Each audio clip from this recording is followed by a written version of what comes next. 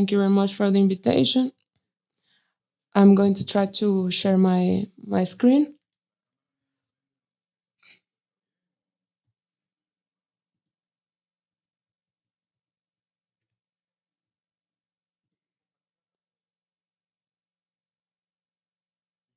I'm going to share my screen.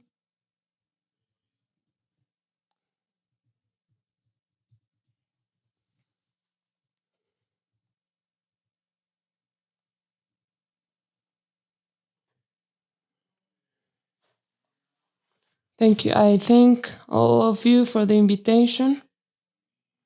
For me, it has been a pleasure to work with all of you, with my Mexican brothers, especially with Dr. Irma Juarez.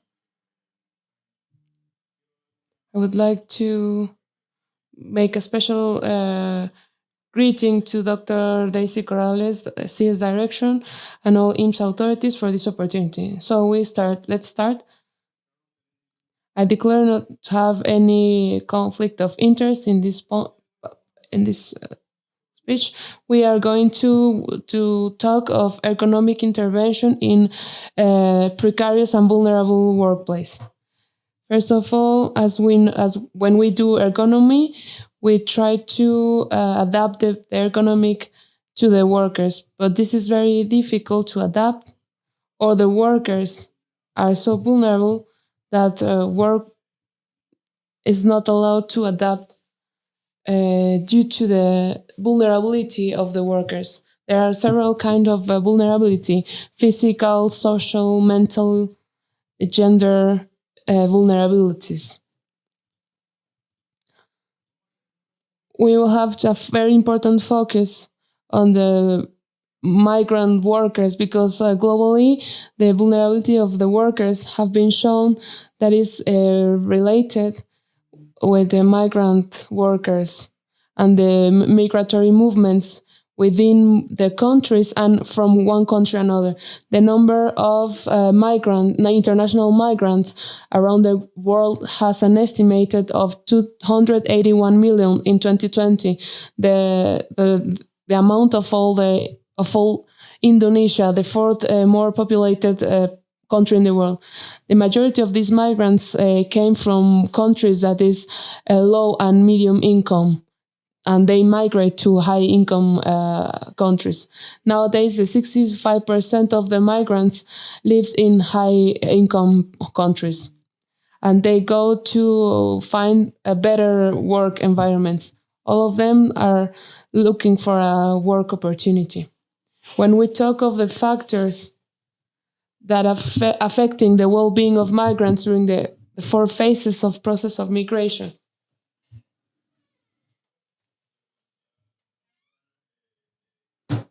so a lot of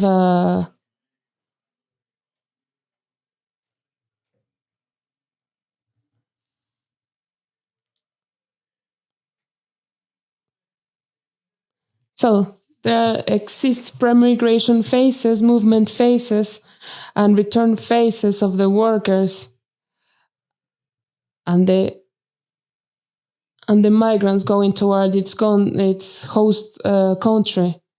And sometimes we saw the return phase. I'm going to focus in the arrival phase of the worker. So they face separation from family or partner, discrimination and social exclusion, abuse and exploitation, the legal status, language and cultural values, living its origin country. All of this affect the workers very importantly, and makes that its mental, physical, and social state become vulnerable. We were talking of 3D jobs, which are in the dirty, dangerous, and demeaning jobs, sometimes demanding on some cases. We have published several papers from the ICO conference where we propose that the workers, that we update the 3D concept for 4D concept, because we added the discriminatory concept, that making a reference to the structural problems that the worker face when arriving to the country. I'm going to talk about this later. So we are proposing the term 4D workers. Why 4D workers? Well, the migrant workers is vulnerable when they move. They arrive. Basically, he makes the work that nobody wants to do, the dangerous, demanding, and discriminatory and dirty work. Nowadays, I can share the paper. And this because the 3D job comes from, originated from the Japanese expression 3K after the Second World War, where there was no migration topic. The clinical scenario of a migrant worker that is vulnerable is much more than just health, but it needs to look at social determinants. A worker can become sick at any place, but there exists a lot of social determinants: communication, language skill, income, poverty, nutrition, access to healthcare, visa status, human trafficking, among other things. And the social and economic determinants need to look at how these influence and are influenced by the occupational hazard based on these social determinants. Actually, the ILO have been talking for a long time. They publish an inform called The Global Estimates of Modern Slavery. And the majority of these workers make the work that nobody wants to do. And from within, there are other contexts that does not come from the occupational issue. But I invite you to download this inform so you can understand this problem deeply. So personally, after working more than 12 years in Latin America, this same topic, and visiting a lot of places in this continent, helping and supporting the most vulnerable workers, I went to the US to work in the New York University. I went to New York, world's capital, and I found out something that I call a fondue of in terms of workers' vulnerability and precariousness work, especially with migrant workers. We can see this in the southeast of Asia, and as well as the migrant issues fleeing from the Ukraine war. So I found out that the workers, migrant workers, make the dirty work, the dangerous work, the same that we have always seen, but there's a little bit more of conscience, and we've been working the topic from a small and medium scale, and we are trying nowadays to do it in a big scale. We realize that from the 30s, this problem existed already, and it was recognized. If you see, for example, the fashion district and all the textile fabrics that were there at the 30s, we realized that there is a statue honoring the vulnerable worker of the Jewish migration from the First World War. That this population dedicated to this industry, and actually they impulse the garment district of New York. When we focus to the workers of the city, we find out that the occupational health and immigration is focused over over 3 million migrant workers only in New York City, and over 5,000 are undocumented.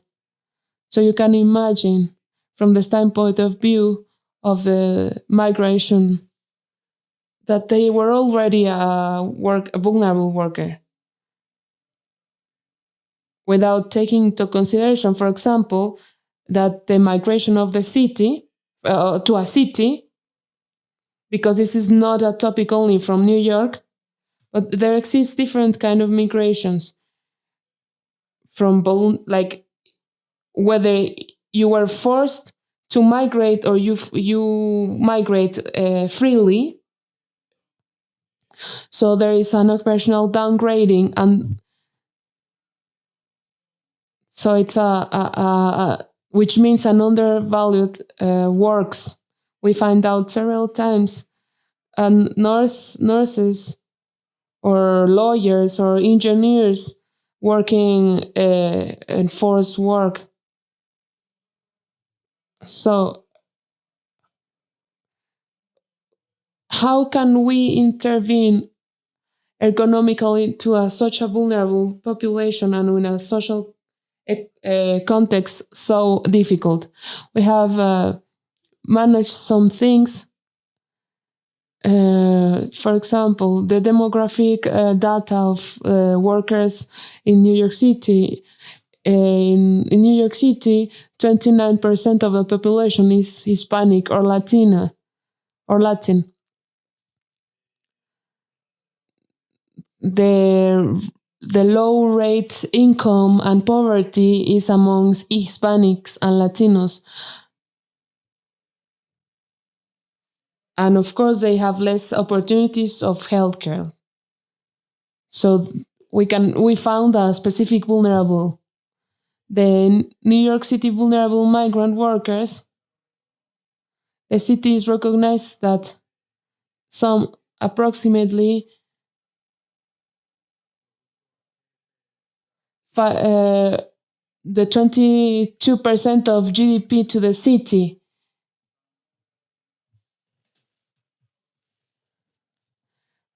So how is it possible that we have so many vulnerable workers, and they sum about the 22% of the city's total GDP?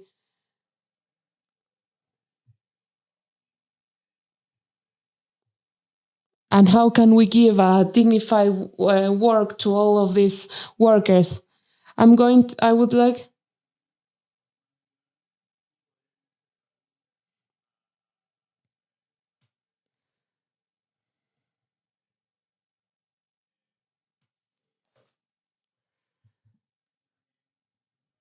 We have here a demographic data of working population in New York City. More or less 600,000 remains as resident, but more or less 500 are undocumented immigrants. So the majority of these workers works in the education, health, and human services, entertainment services, some of professional services, retailers. There are different sectors. This is changing. These numbers are not fixed. They change a lot. And they change a lot because they are floating population. Some data from all the undocumented people, the 63%, they don't have any kind of health insurance. Some barriers that we can access barriers. It could be lack of affordable care, inadequate cultural and linguistic competency. There have been some policy solutions, such as creating a direct access healthcare program. The dark areas are repeating itself.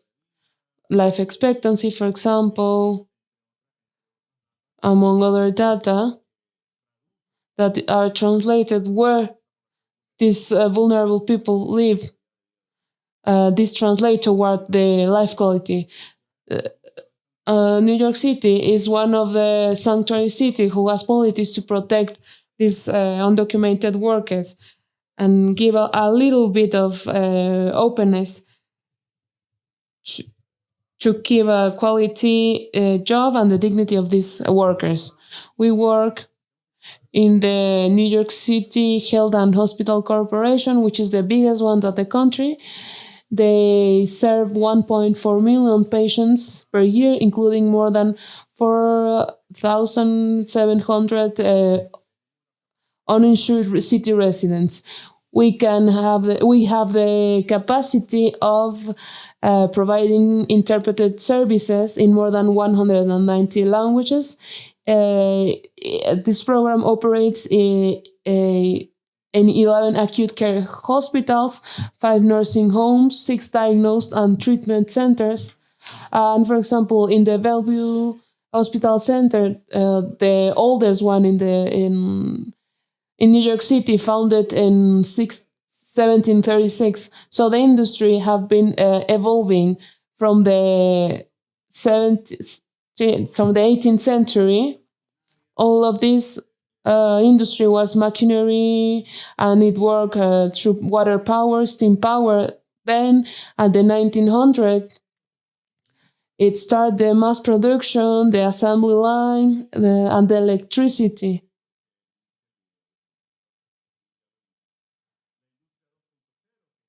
The massive production. And then in the 70s of the 20th century, which means the Industry 3.0, the computer and automatization, and then in the 2000, it comes the internet and cyber physical systems, and in the 2020, human cyber physical systems arrived.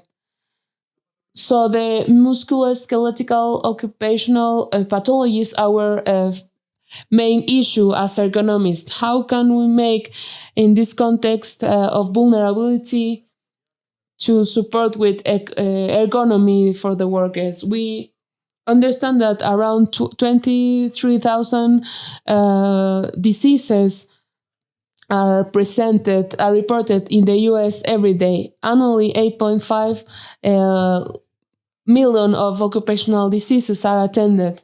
And when we start to seeing all the occupational diagnoses, we realize that, for example, in the blue part, the musculoskeletal disorder predominated in all the industry, in healthcare support, in food preparation and serving. I'm still celebrating the Father's Day. Sorry. The industry of food preparation and serving, the building and grounds cleaning maintenance as very important. And so we realized that the musculoskeletal pathologies are predominant. Which are the major work exposures by occupational work? Well, the ergonomics. In almost every industry, the exposition of ergonomic factors are the most important. Especially in New York. We are treating only in New York right now. The occupational risks in the majority are divided basically in the ergonomic hazards and physical hazards, specifically in superior part of the body. This because the population have ergonomic exposures, and the majority, almost the 80% of this population, are Latin immigrants. In ergonomics, you already understood that ergonomic is a system, and it is studied as a system, and all this context of social, physical, and mentally vulnerability is to understand this diagram.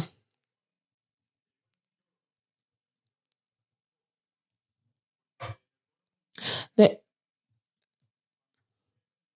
So when I give this kind of conference, I also like to give the context in order to realize that it's a very complex topic, and we have to understand that there are cognitive factors, organizational factors, and physical factors. Of course, it's anthropocentric because we focus on the person. Nevertheless, there is a really thin line between ergonomic and occupational doctor.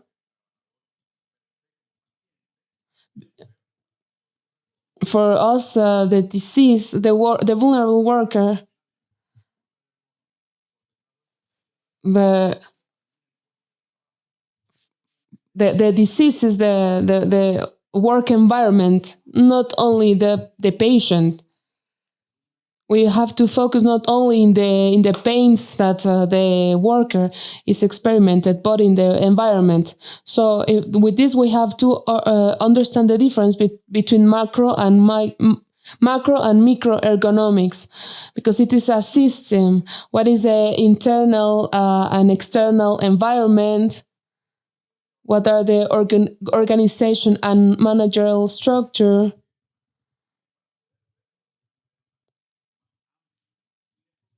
And after going to the macroergonomics, we have to specify in the microergonomics. We have made several important interventions in the past years, among them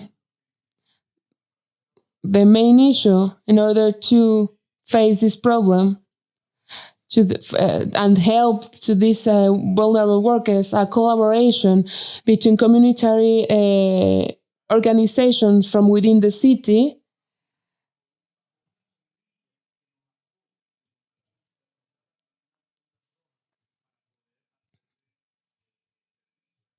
to help these workers. We make collaborations with a lot of communitary organizations that organize the workers from the standpoint of view of ethnics, of occupational risks, or from the demographic standpoint of view. Each communitary organization is specialized in a specific way, and we collaborate with them so we can have the trust of these workers, so they can start so we can go in the work environments, because a lot of times the vulnerable worker in such a big city where they feel in the shadow because they don't have documents, they don't have the trust to a lot of people, so they focus only on the work. So in order for us to go inside the work environments, these collaborations are very helpful.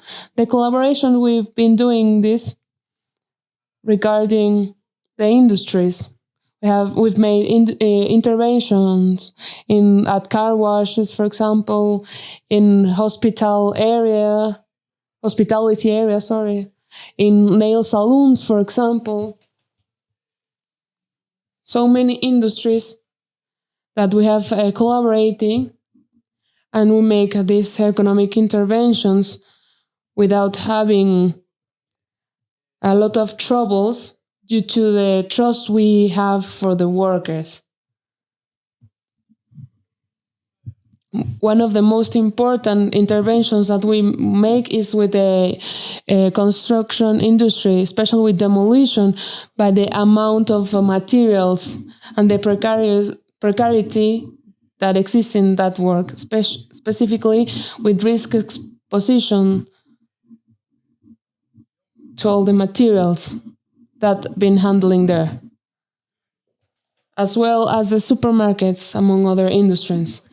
In COVID, in the pandemic, we were talking about what is occupational COVID. So we ask ourselves, who is the essential worker, or why is it essential? A lot of people told me, doctor, a pandemic had to come so they can call me essential worker.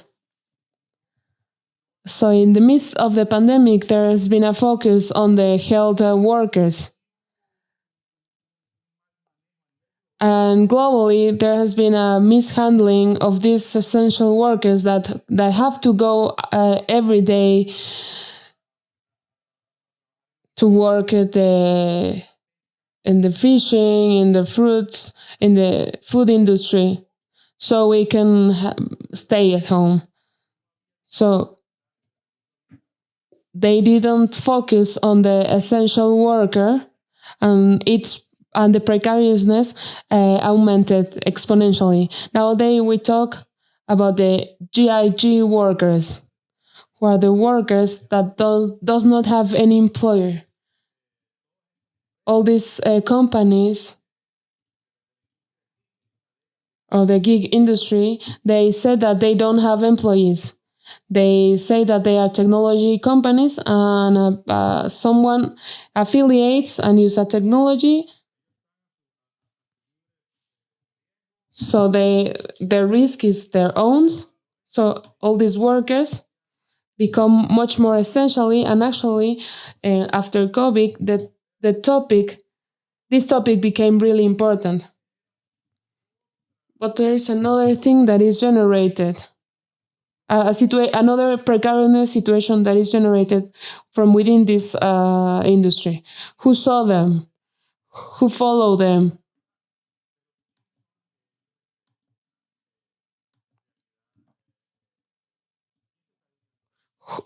Who are focusing on these workers for prevention of ergonomic diseases.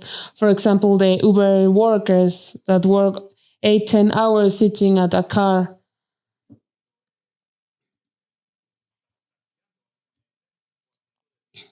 Making, or for example, at Grubhub making bicycle deliveries. What we did at COVID moment, we collaborate as well with this community communities in order to help all these workers to make these ergonomic self-evaluations, whether they were handling a car, a bicycle, whether they were working, installing cables, internet cables, so we can be at home and have an internet connection. All of this we were able to manage.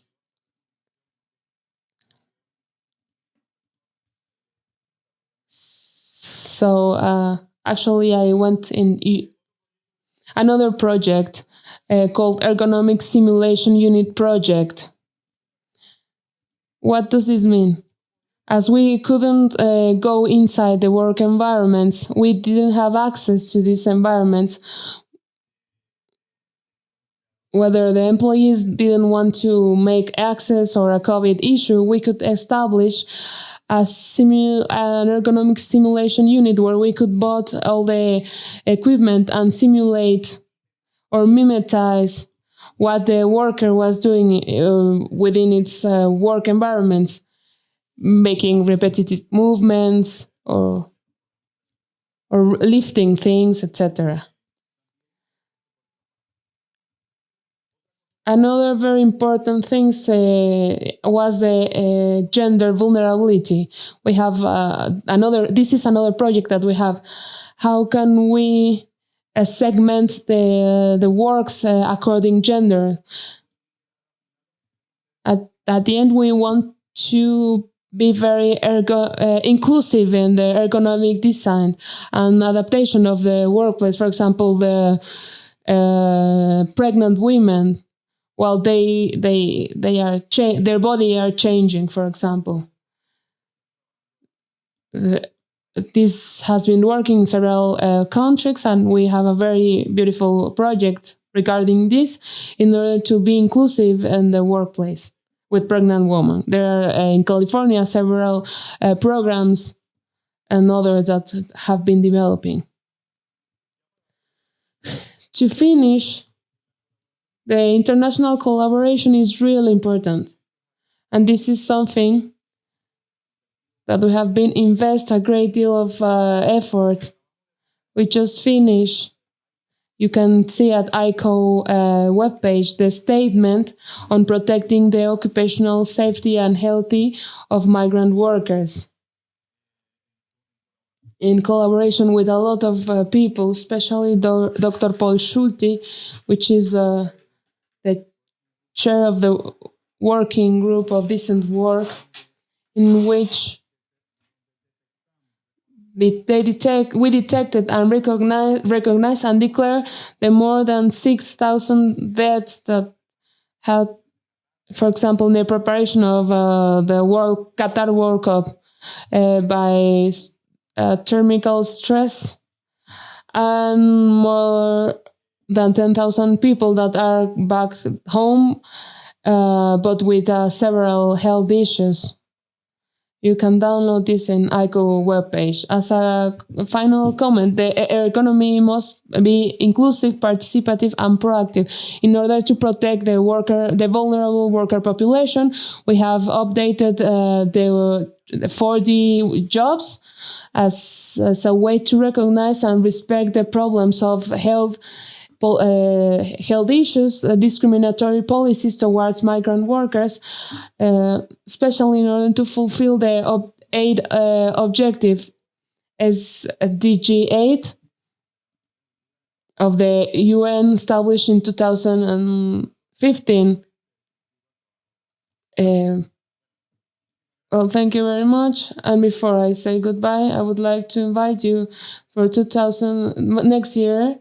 In October, we are going to have, for the first time in 50 years, the ICO International Joint Conference on Occupational Health for Vulnerable Health Workers. We are going to talk about occupational health for vulnerable health workers. Thank you very much. And if there is any question, I am here.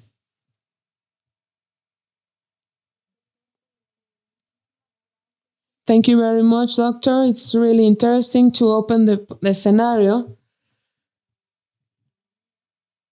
of.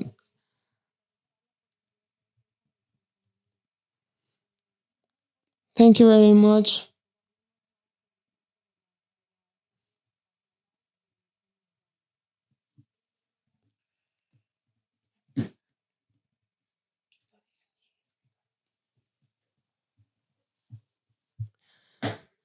Thank you very much. I would like to ask the participants whether they have any question.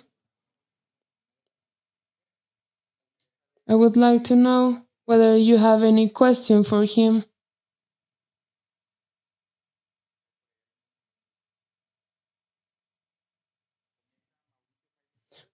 Mauricio Jaime said that the ergonomist is going to see the deficiencies of the workplace to adapt them to the workers. Do you have any question for our panelists?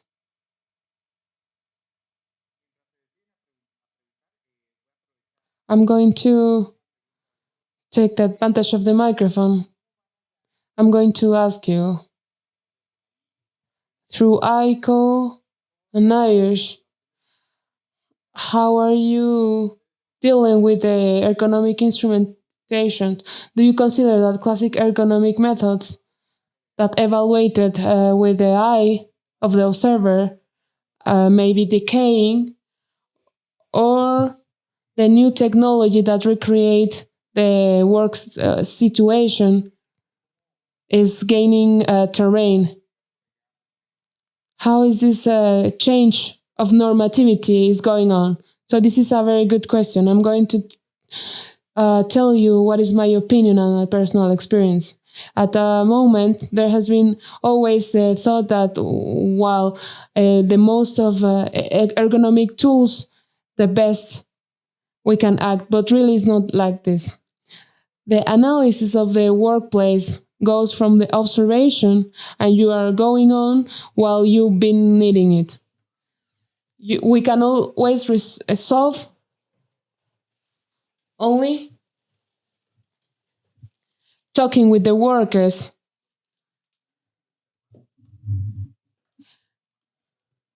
And with that, you are going to be applying a lot of another ergonomic methods. So, and actually, there is not one single ergonomic method. I invite you to go to the musculoskeletal pathology, a web page where we recommend which is the approach or the way to help the ergonomic workplaces. I believe that with technology and the virtual reality and all the corporal sensors, we are going to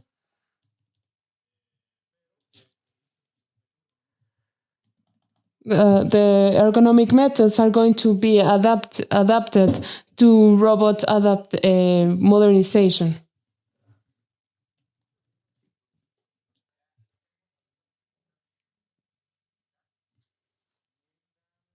So we have some questions at the chat.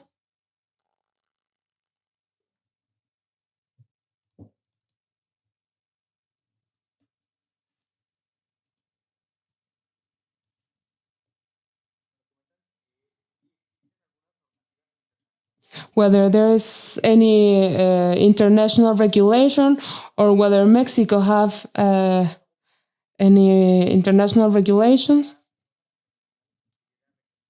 that you could recommend us to apply in Mexico. Now in Mexico we have only the 36 1 regulation, but if you can recommend us anyone that we could apply for the risk ergonomic issues, whether the international standpoint of view, I will recommend the ISO 1128.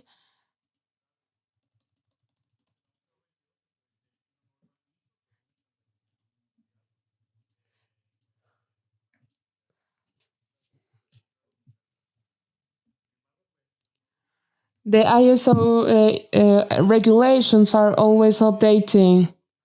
They are not written on stone, as I said.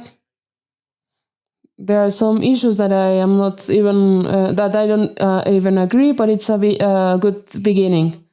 And as well as within the IEA webpage of, you can also download the Excel webpage that we have developed through Dr. David Rempel leadership. From within the NORA committee of the NIOSH webpage, we are working as well a lot this topic. This is public information, and if we can share it, it will be a pleasure. Thank you very much, Doctor.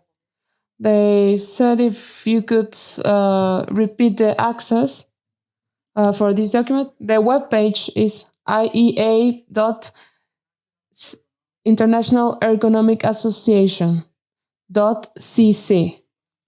You are going to find there the technical committees. And there you have the musculoskeletal pathologies specifically. You can also download there the Excel webpage. This is a great beginning for all of us, because it is developed by the greatest expert on the topic.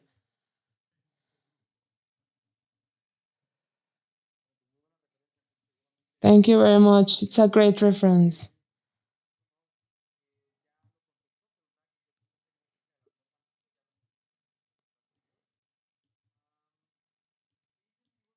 What are the most usual incentives so the workers are worried themselves to reach the good ergonomics at the workplace? What are the incentives to make the workers be convinced? This is a very good question, and they have two answer, whether the employees have big companies and human resources with a whole structure, or are small companies where there is a precarious job.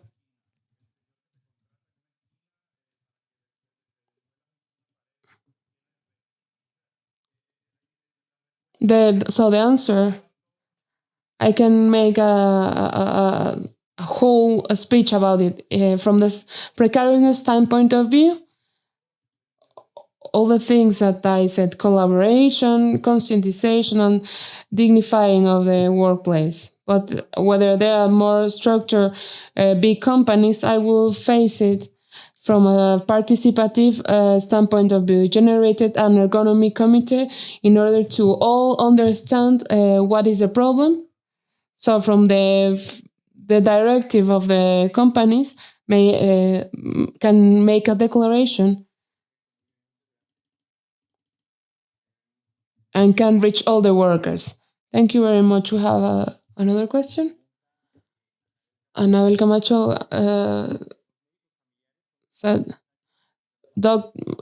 familiar doctors at the first care attention. Do you consider that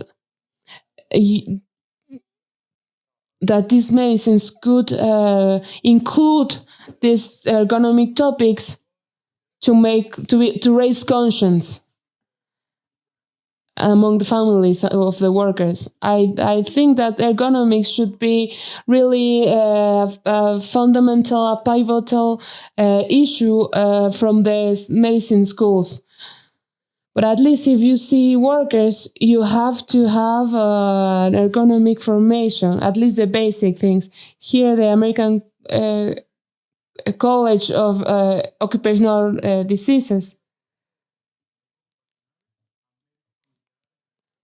welcomes all the kind of doctors, because all the doctors may have a basic knowledge in order to understand where these diseases come from.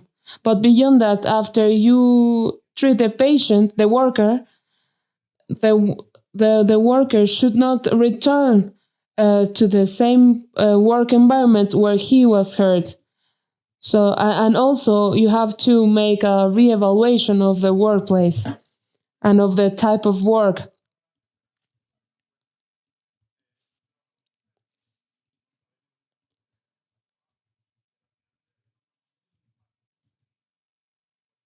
In order to make a sustainable impact. That's why ergonomic is very important, and we have to see it from the macro ergonomics, and we can go down to the micro ergonomics. Thank you very much.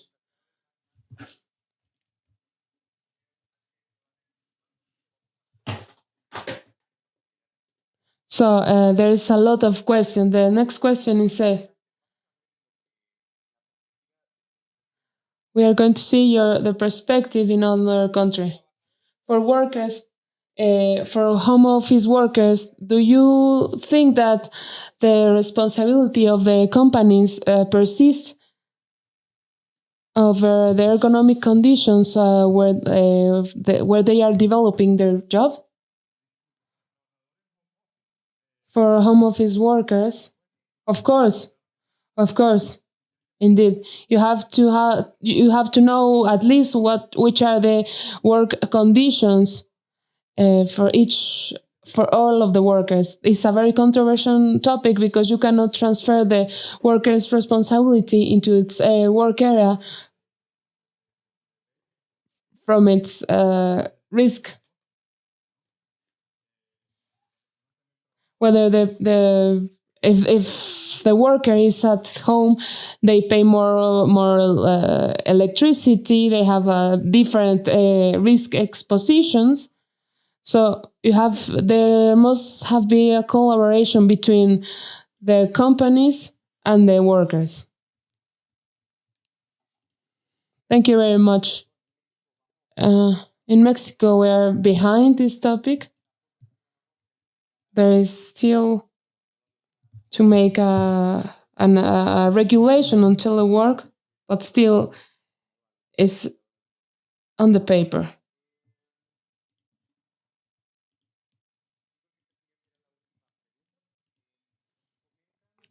So the last question: where could you recommend to take a master on ergonomics?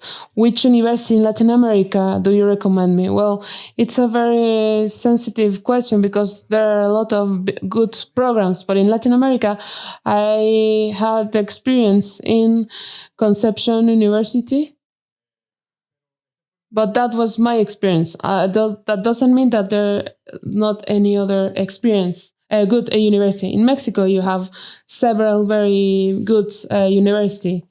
You should look around according to your own needs, and also you have to look from within each ergonomic school. There is a sub-specialization. For example, in the US, if you go to Buffalo University, they are specialized in design and technology. Where the ones that we have in NYU, it's rehab. From within ergonomics, there are a lot of tendencies. There are ergonomic schools facing to work physiology or robotics. So ergonomics are very wide. You have to look for what is your interest. You can also download a list of ergonomic schools globally, so you can pick the one that is the best for you.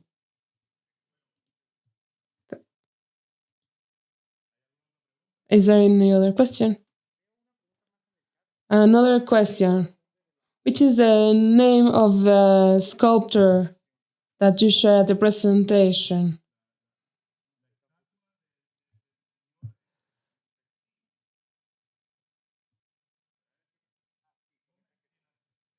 I don't remember the name, but it is in the garment district of New York City, in the fabric area.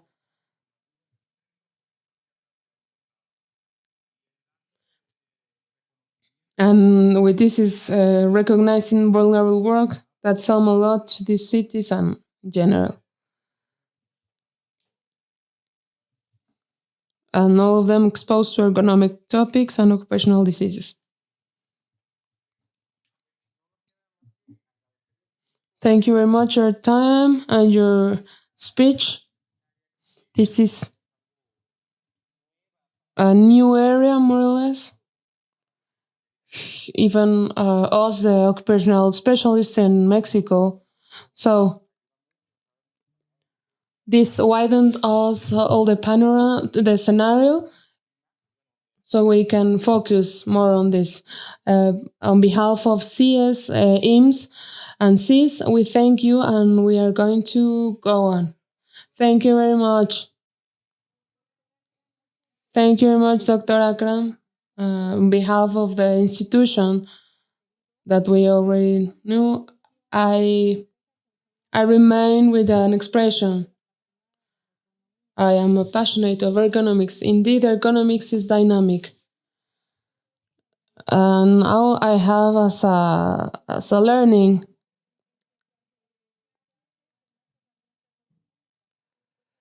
it's a better ergonomist is those who also focus on preventive ergonomics to create a safe work environments.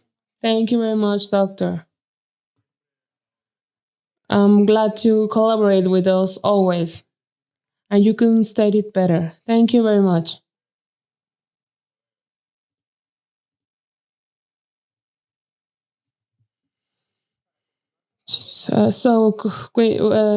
To continue, we are going to ask our next panelist, Dr. Diana Salas, to present.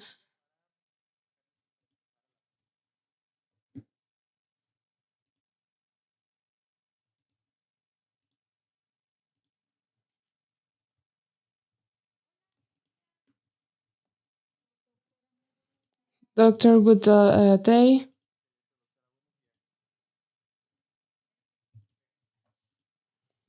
I hope you are I hope you're fine. Greetings from Costa Rica. I'm going to show you the presentation.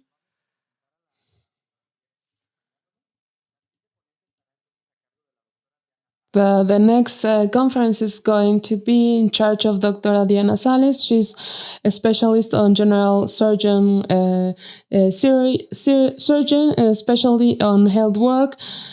She's a specialist in health service management. She's going to talk about let's act together, preventive safety and health culture at work. Thank you very much, Doctor, and we give you the floor. Thank you very much for that presentation. It's an honor to being part of this this social responsibility in which you are finally the main actors. Cordial greetings to Dr. Desi Corrales Diaz, Director of Inter-American Center for Social Security Studies, for Dr. Irma Juarez, for all the staff at the Mexican Institute of Social Security Studies, and all the ones that are now with us and want to be part of the change, which I believe it's very important. I'm going to turn off the camera so you can listen to me.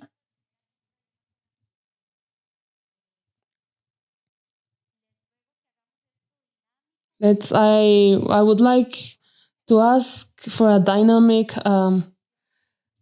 activity. I believe that this is something so we can share. Are you listening to me? Yes? Okay.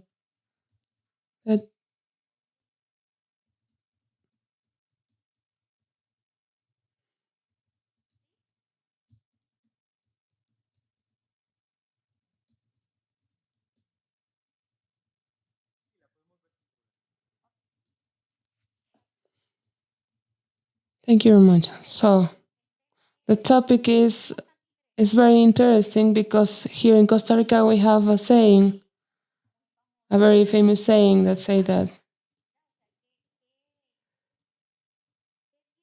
what is related the culture with the topic of safety and health at work.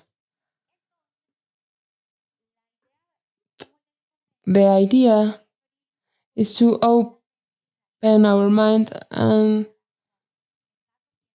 breaking paradigms,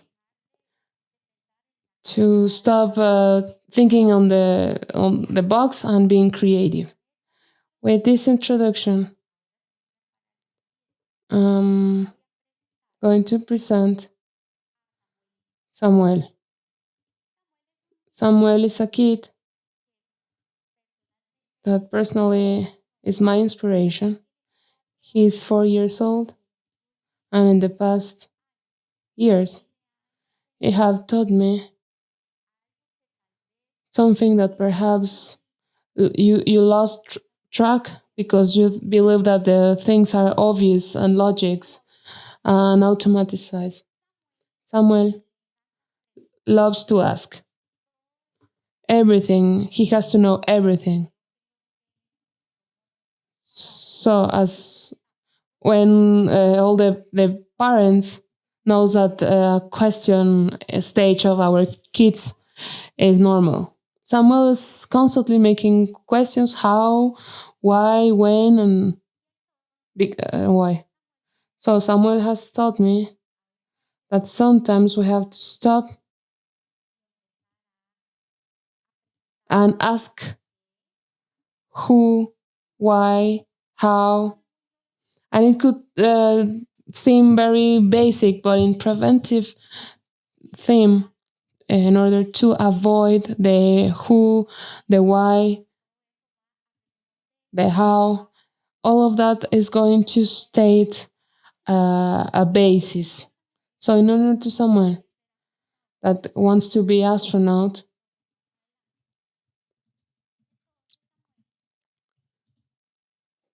so Samuel inspired me to stop myself and think on the what. Well, how is it related let's act pro a culture to prevent. So there is very quick definitions, which is culture is done when the protagonist, the ideas and the characters are being known then throughout history and in the present created the thought and the perception of our own reality. So it is to know, to start and deepen of what is around and create that knowledge, meanings to know the protagonist and what happens in the preventive topic and risk and safety health at work. I make an exercise, a very basic exercise. I made a very basic exercise in occupational health. I ask aleatorily from the Costa Rican's fund and externed people of the institution the topic of occupational health.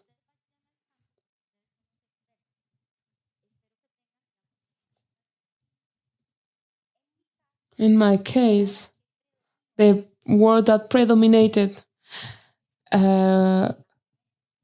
when I asked about the importance of the occupational health and safety at work, just in a normal conversation, the word that predominated was but.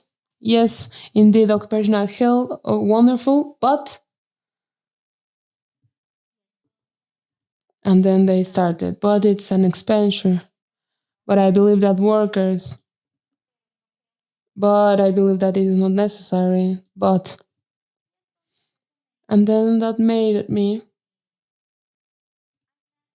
analyze the first why and thinking in Samuel. The why is very basic. Why do we have to act in pro a culture of safety and health at work? I told you that is a news, and I put you the photograph, and it said that in a gas station there has 100 death and more than 150 wounded people. This happened April 14 on 2022 in an illegal refinery in which almost 30 people were working. 100 were dead and 150 were wounded. Then the first why is because we have to take into consideration several aspects that Dr. Felix Peinado, director of the ILO, on 2022 of April of this year, stated some very important issues. The statistic puts into evidence that there is 2.9 million diseases per year product of work accidents. In Costa Rica, for example, it's really important because it's our the total population of Costa Rica is over 5 million people. 200 million people suffer occupational diseases. Occupational diseases causes the 81% of deaths related with work. From a social protection standpoint of view, only the 35% of the workers in the world has any kind of protection in case of suffering an accident or a professional disease. So it's a very low rate, and it exists economical repercussions because unavoidably we have to translate everything to money. That this economical repercussion that equals to the 5.5 GDP globally. So the first why is really interesting because we need to promote a culture of safety and health at work in order to protect all those workers to avoid this statistic and the numbers we have seen. What does ILO said? They make a document that is published in April of this year. The title of this document is Promote Social Dialogue to a culture of safety and health at work. And of course, as a protagonist, the famous COVID-19 appears. This is already part of us. And I believe that more than a crisis, we are learning to live in the midst of an adventure. And the ILO states that definitely COVID-19 arrives to make a stop in the culture of safety and health at work. Because after COVID-19 or because COVID, there are a lot of issues that we start talking about regarding safety and health at work.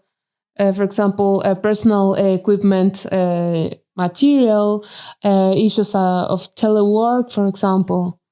So they say something very important.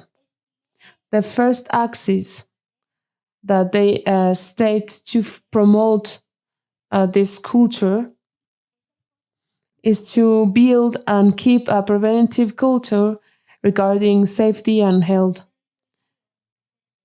We must work in this culture in which the right in a safety and health environment must be respected in all levels. And they open a new concept, the triad, where the government, the employees, and the workers must participate actively in all the initiatives in order to make sure a safety and health work environment through a system of rights, responsibilities, and very well-defined duties. And I believe this is really important in terms on how can we promote, how are we going to do to fulfill this. And they establish at a national level that the government must create this preventive culture guaranteeing that is a priority at the national agenda. And they also establish everything, something very important, social dialogue. We have to talk. Why? Because it's not only from what I consider important, but from the workers and especially at the workplace. What is going on the field? And you as expert,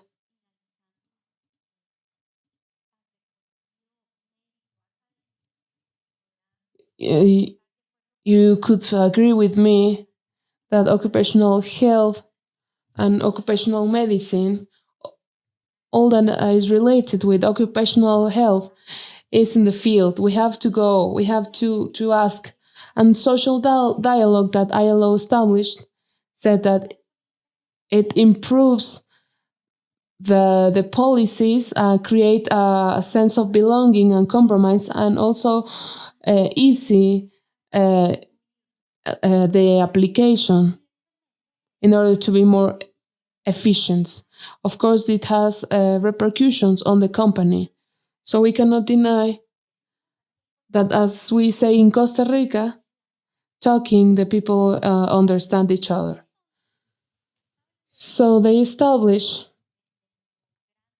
from the micro to the macro, from a workplace level, we have to verify, we have to work in pro that there has legislation fulfillment, that there's an integration of management systems of safety and health at work. And this is a very important part, because this cultural change, in order to reach a positive culture,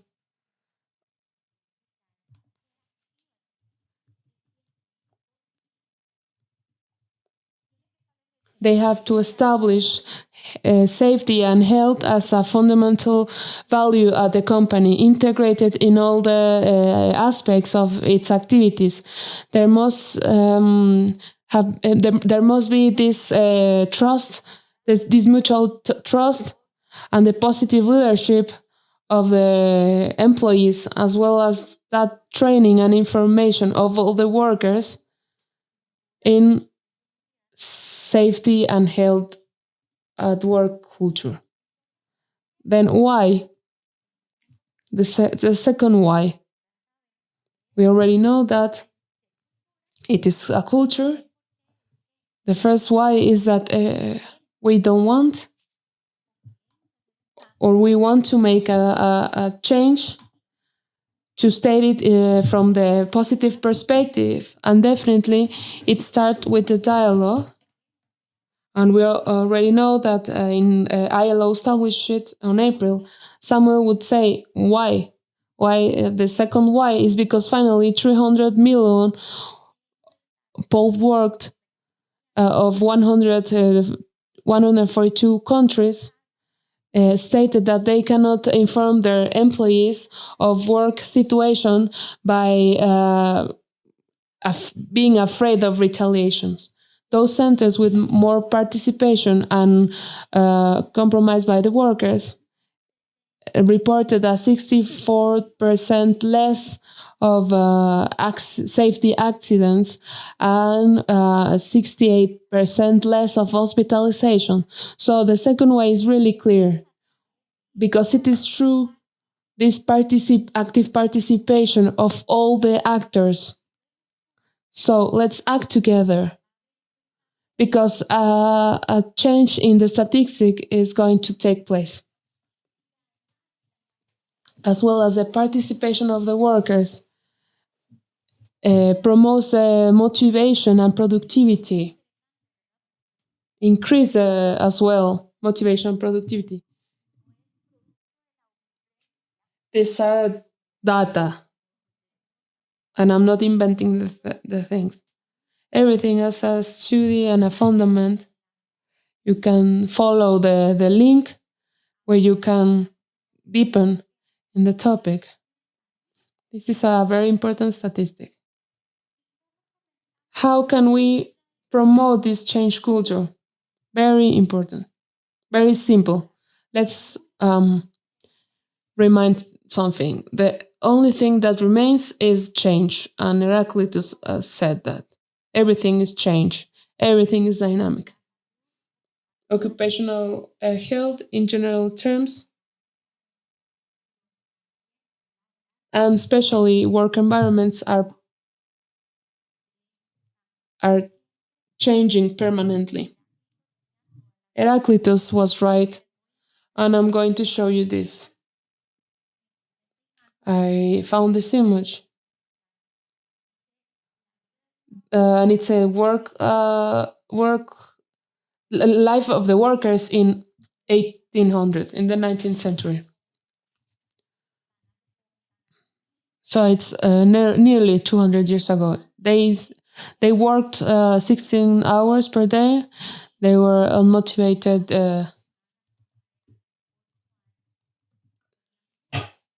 There were unmotivated dismissals. The children started to work at 8 years old. The work conditions were really not very healthy.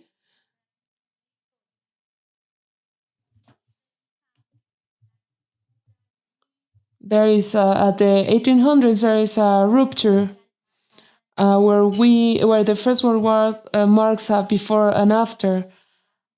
And also there is an inclusion of the women at the work environments because they needed to produce weapons. And from now on, you can also read about it in all that it was related with the modification of work places. And that finally today,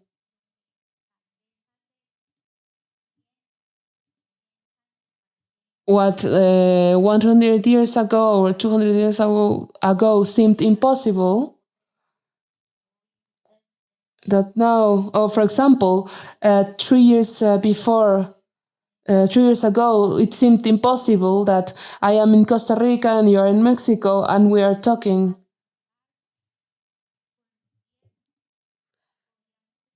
We could say that the risks at the work environments are still there. They are still in the illegal refineries and the mining, in the hospitals, in the offices, and all the workplaces such as home office, as all that is related with the techno stress that burns in 1984, more or less. And finally, up to now, it's a new occupational risk. Work and health. I had the opportunity to meet some.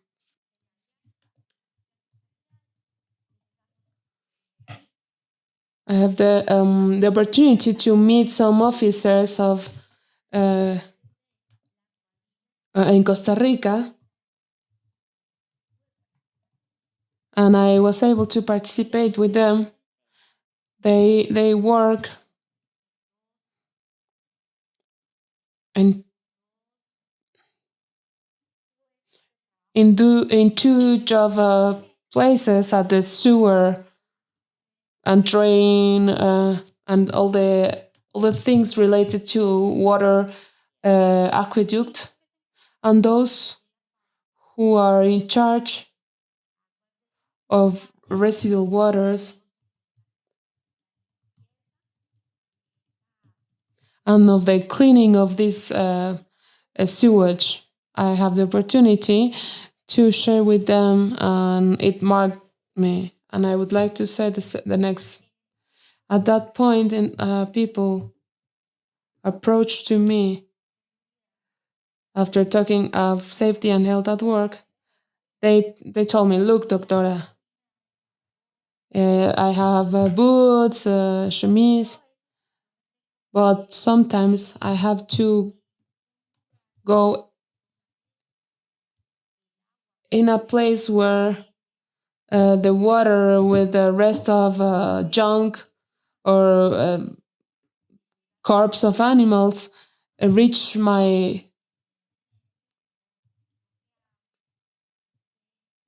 neck, and so I took off all the clothes, the boots, all the protectional equipment. I put myself plastic bag around my genitals, and with that I dig in, because finally everything is going to be dirty. My personal equipment is going to be dirty. So when they gave us a very small soap, I don't have the opportunity to wash myself.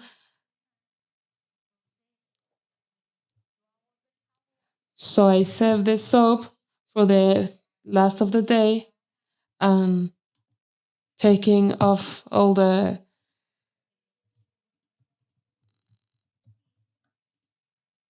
rest of the fecal material that is on my body. And what happens? I asked him, what happens when you go to eat because you are in the field? What we do is we clean ourselves a little bit, and then we eat in that way. And then I think is that information, that education is that is the importance that it regards the health and safety at work. So as I think, work and health are totally different words, where apparently we could open there is any non-relation. They are unrelated. But it is very clear that a worker without health cannot work, and a human being that does not have work does not have also health. We already said that 2 million deaths are caused by occupational risk. And there is an annual loss of 4 days by incapacity per person, statistically talking, by worker. So we have here the third why. Why do we have to act together in pro of a healthy and safety environment? Because there has been demonstrated that 1 of 5 workers that lived in Europe referred to suffer stress by work, and nowadays the health at work is related with public health, and it could seem very logic, but it seems that the ILO launches a very interesting study on the relationship that exists between domestic violence and its implication in the work environment. Because this domestic violence has direct repercussions on the work environment, because it has been demonstrated that this person that is affected, that suffers aggression in its home, is more vulnerable, and therefore, more vulnerable at its work. And indeed, there is an affectation in productivity.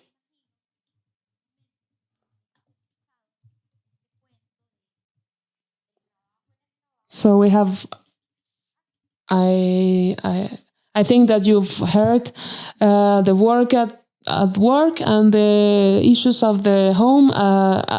They remained at home. So in 2021, there is a report where they make an analysis of the workforce, people at work, a global workforce view, where they say that 1 in 10 workers, you can read this document, I give you the link, where the reality of Latin America or Europe is analyzed. They said that in 2021, 1 in 10 workers globally were working an excess of 20 hours per week for free, and that proportion has doubled in the last year. In the pre-pandemic, in that comparative, they were working more. And look, this because the topic of safety and health at work, that is interrelationship with public health, is also affecting in this aspect, gender and family. So if you analyze, for example, it says that more or less more than 6 in 10 workers are saying that the pandemic has affected workers' personal life as well as their professional life, and it has had an impact in terms of forcing them to make choices and compromise. And for example, in Argentinian case, indeed the pandemic signified a very big challenge to fulfill all the expectancies. Then we have the fourth why. Health is a fundamental right, and even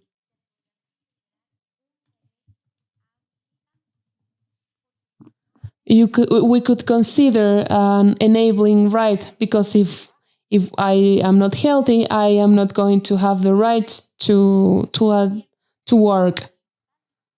If we can talk horizontally, I'm sick, I cannot have a job, and of course, if I don't have a job, where is the equality? Then ILO, from 200 agreements established by ILO, 10% are related with the safe and healthy at work. And even the WHO stated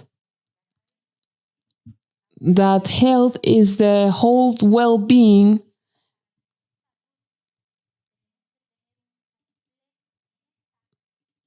considering that they consider that the greatest cause of diseases is extreme poverty. And this was said almost 19 years ago. There is an inform called Influence on Health. And I am going to tell you about these two aspects. I'm going to read it: poverty and health. The debate on the relationship between poverty and health is old. In general, the higher mortality rates are registered in the most poor countries, and the population that is healthy is more productive in the economical plane. It also is recognized that the causality between health and poverty is bidirectional, and that the analogy that better describes this relationship is that of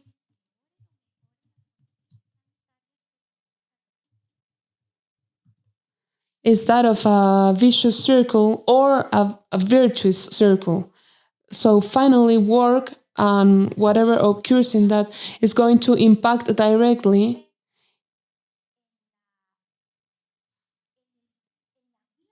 in life, in personal issues, in family. That is why we have to act together to promote that culture of safety and health at work. Because if there is no health culture, we are not going to have health outside work. And a diseased person is not going to have work, and they are going to be poor, and all the public policy starts. Remember the three-parted: employees, governments, and workers. And they establish in the third point that nowadays the poverty is not only considered only in economical terms, but there is a multifactorial combination. But also that poverty is characterized by the lack of access.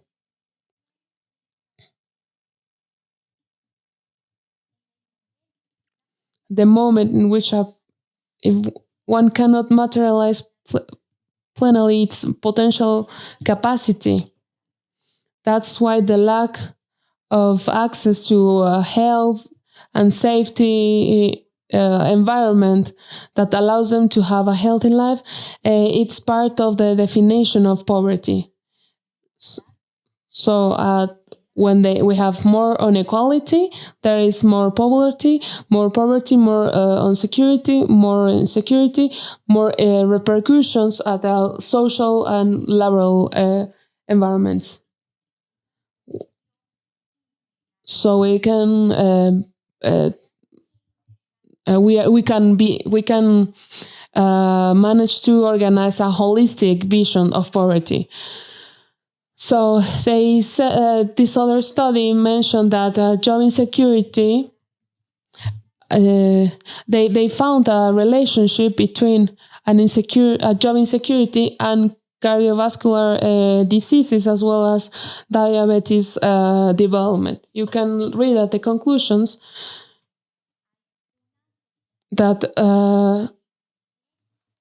self-reported job insecurity is associated with a modest increased risk of incident diabetes.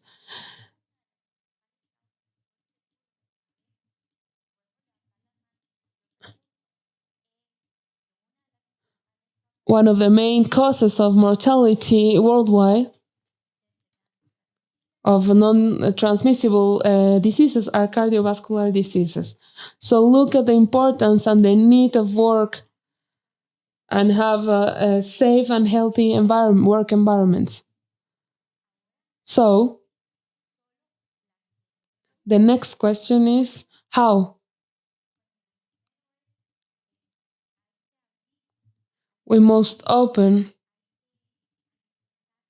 we must think outside the box.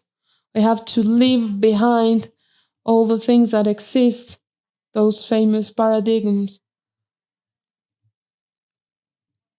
And for example, an answer to the question of how is the famous prevention plan,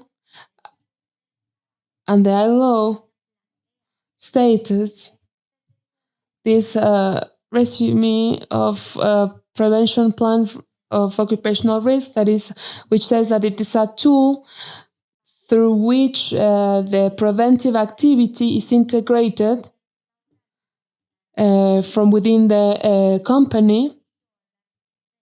That tomorrow Maestro Carrillo is going to talk about this. And they say that they can include the several elements. The first thing is the identification of the enterprise. What is its productive activity? What is the number of work centers of the workers and the characteristics and the relevance on occupational risk preventions? Also, they identify the technical procedures and the practices, which is going to be the preventive modality that you as experts and having this academic recognition is going to determine which will be the the political reaches of each enterprise.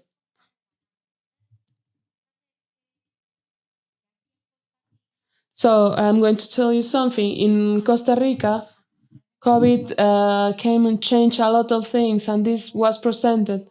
There were demonstrations and political situations, etc. And this ambulance, for example, they have to translate a pregnant woman to the hospital. I don't know if you can listen to the audio, but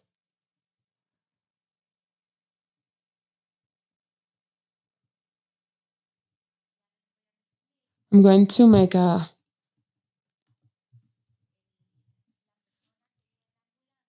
summary. The people that was in the ambulance decide in the midst of the anguish to go literally for a road that was not habilitated as a road.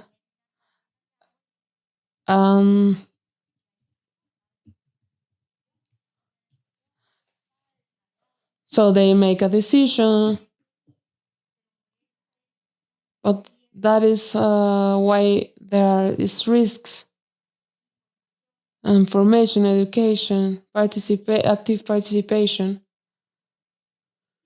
And then the European Work Agency stated there are 5 steps to work in this such interesting topic. You can deepen lately. The first one is risk identification and exposed workers. Dialogue is very important. In the second step is risk evaluation and priority assignation.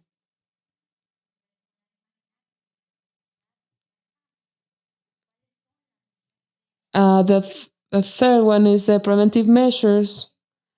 And the fourth step is the adoption of those measurements. The fifth step is evaluation and the surveillance. The culture of health, safety and health at work goes beyond the work environment. That's why the title is Act Together, because it's a matter of teamwork. As I was telling you about Samuel, that has taught me a lot of things.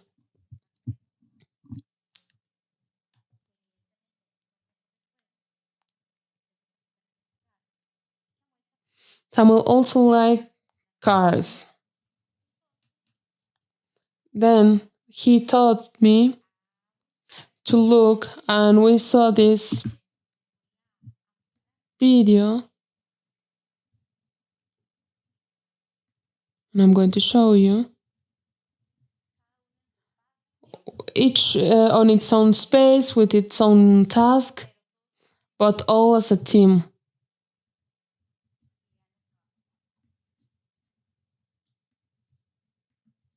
And see what is going to happen.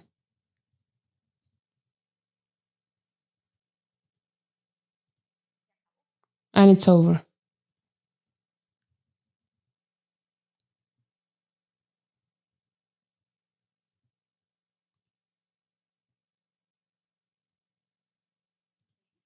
And we keep going on. It is our teamwork. Each of us has a task. That's why it's an organization, because alone we couldn't do it. We couldn't do everything, because it is a matter of acting together. Because we have to listen, we have to talk, and I insist, talking, the people understand each other. We have to break paradigms. Why? Because occupational health, unfortunately, in some points, is conceptualized as a loss, as a resource loss, and a time loss. So talking on health and safety at work is talking on healthy and safety at a personal, individual, and collective way. It's talking. It's about talking within my job, but also it's going outside and affecting family, people, a society, because work has that importance, that communitary and personal importance. There is no work without health, and there is no health without work, and therefore there is not social justice, equality, and dignity. And finally, we have to break paradigms. And I believe that this famous Deming cycle stated that the continuous improvements that we have to have in our job environment, because it is a culture of safety and health at work that we must promote, and we have to encourage it, thinking on the community, which is acting, planifying, to do, and to verify. And then I started again, acting, planning, doing, and actualizing. So I'm going to finish as I start showing Samuel. Samuel said that besides astronaut, he wants to be a stormtrooper. Yesterday, precisely, besides being stormtrooper, he said he wanted to be an Autobot. And Samuel knows, and we have that Yoda phrase, if you cannot believe, that is why you fail. So we have to believe. Samuel knows that he's going to be a stormtrooper, that he have to put effort on it and study. And he knows that he has to believe, we have to believe to do. We cannot remain only in the words, in the paper. We have to make difference. to live outside whatever is always done. And so we have to start to make a transformation, because a healthy and safety work is going to give us results in a society, in an in a dignified and equality society, and with workers that are going to be more compromised with the companies, and all that is translated in money, but also in the integral well-being of the workers. So that is basically my intervention. I'm going to close my presentation.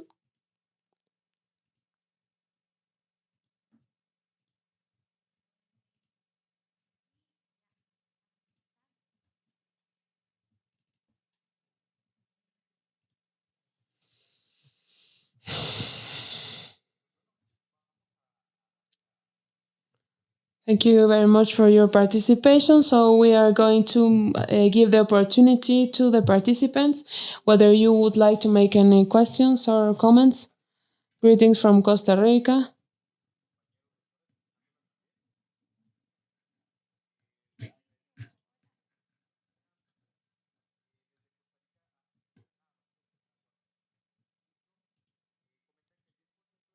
They said that the 10% of the ILO agreements related with safety and health at work, and that you would, if you could give us more information. So we share the link where the agreements are. International greetings.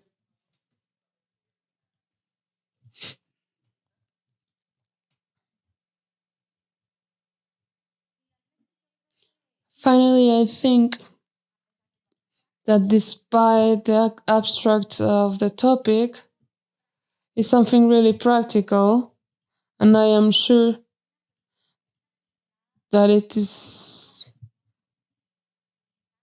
an issue, a matter of being open and ready for the things that you are going to face at your workplace.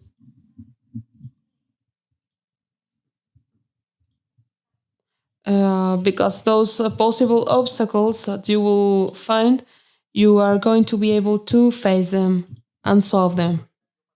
I'm going to ask you a question.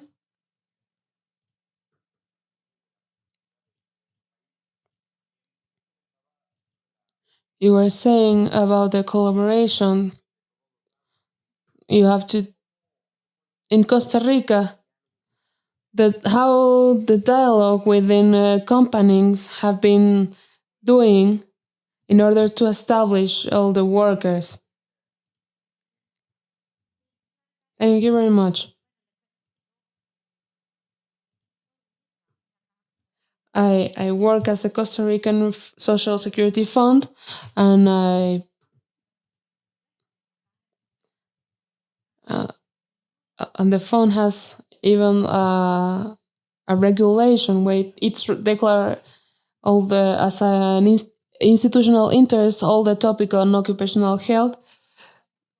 The fund is an institution that is blessed of that 35% of the working population that has a system of security and protection. But outside, and I am sure that more than one knows, those independent workers, or those who are in the shadows, does not have all these safeties. The fund is really easy to talk. There are international companies that also occupational health is very important, but unfortunately, not all are at the same mood and experience, and sad, unfortunate the experience with officers.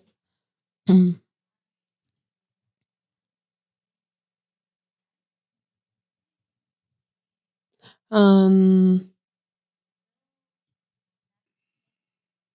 and a lot of workers does not feel safe to talk of the issues that may rise in a company related to safety and health at work, because even they know that there are repercussions on its personal health, they also know that there are repercussions on the work, on the security of the work. We hope that this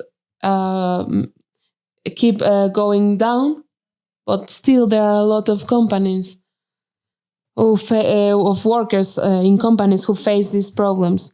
That is why the equality issue is very important.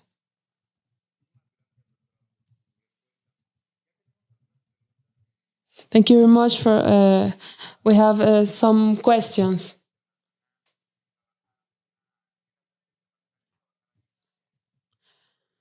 So Rocio Estrada saying that in the international tendency of working at distance, would you consider that at sometimes the institution that regulate and surveil the security of the work would migrate to realize some inspection at homes or workplaces outside the traditional office?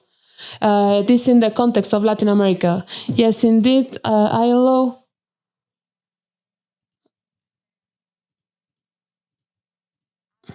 talks about that. And indeed, one of the steps that the ILO considers necessary to have a healthy safety environment at home office is that the expert being sure that even at work that a worker has the good conditions to fulfill their jobs. And Dr. Akram also said this, and he talked, remember, at the ergonomic situation. I know that at least in the Costa Rican Social Security Fund, it has this initiative of having a healthy and safe work, whether we are talking on telework. ILO recommended either. I will give you some in the documents at the links for some documents that you can read more. Javier Alejandro Peña saying, I believe that social dialogue is fundamental. For example, in Mexico, in Michoacan, there are a lot of very big issues such as organized crimes where there are no conditions to keep the dialogue, because it's tried. It's better among the governments, the companies, and the working class is excluded. I consider that is a problem that is as well from all Latin America, and it repercutes as well on health at work. Of course, we cannot deny it, and it is not simple.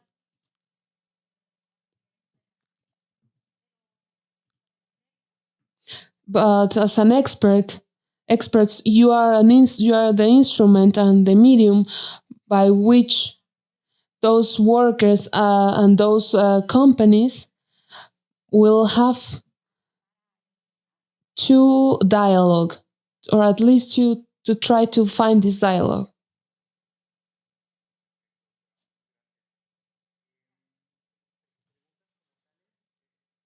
So we have a comment here. They congratulate you, doctor. And I believe there are all comments and any questions. Everyone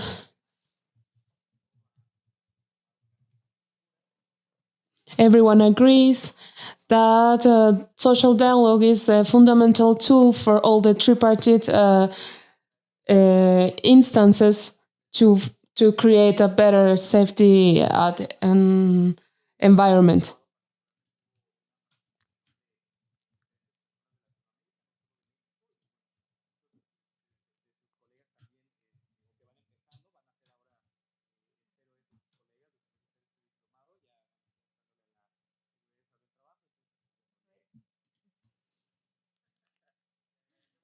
So we thank you a lot your participation, Doctor, and on behalf of the Inter-American Center for Social Security Studies from the Mexican Institute of Social Security, we thank your participation. Thank you very much. From Costa Rica,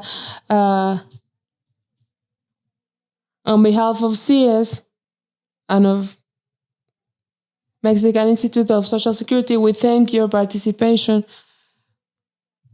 Then when you accepted this participation was a challenge, because indeed we have a saying, but we have to concrete it.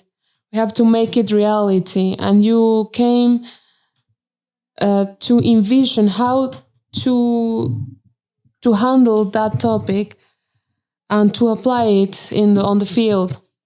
You highlight that we have to believe on risk prevention. The prevention is in this binomial, workers binomial. You have to have the conviction in order to have the ascendancy with company owners. You talk us about this planification that is very important. That and also include questions on telework. Everything goes through an adequate planification in order to avoid this risk works. We thank you very much. Thank you very much. And please, let's act together. Thank you very much.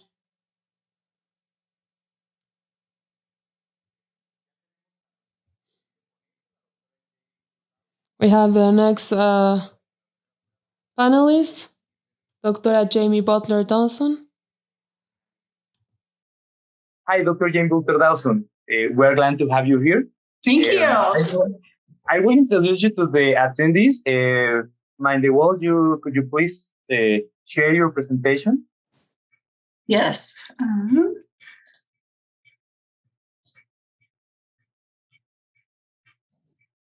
Can you see that? Yes, we see it. Okay, perfect. Bueno, vamos a iniciar. Les presento a todos a la doctora Jane Butler Dawson. Ella nos acompaña de Estados Unidos. La doctora Jane es doctora en Epidemiología del Centro de Salud en el Trabajo y Medio Ambiente y es profesora asistente del Departamento de Salud Ambiental y Ocupacional. Su trabajo de investigación y la práctica de salud se centra en mejorar la salud de los trabajadores de poblaciones vulnerables, especialmente en relación con la salud y seguridad de los trabajadores en la agricultura, el cambio climático y las situaciones ambientales. Actualmente estudia factores de riesgo ambientales y ocupacionales que contribuyen a la enfermedad renal entre los trabajadores de América Latina, con énfasis en el desarrollo de estrategias de prevención. La doctora es investigadora principal de un estudio financiado recientemente por el NIH y el NIH K01 en zonas rurales de Guatemala para evaluar el impacto de las explosiones en el aire sobre la salud renal de las mujeres. Y es miembro cofundador de la iniciativa Clima, Trabajo y Salud de la Ckdu.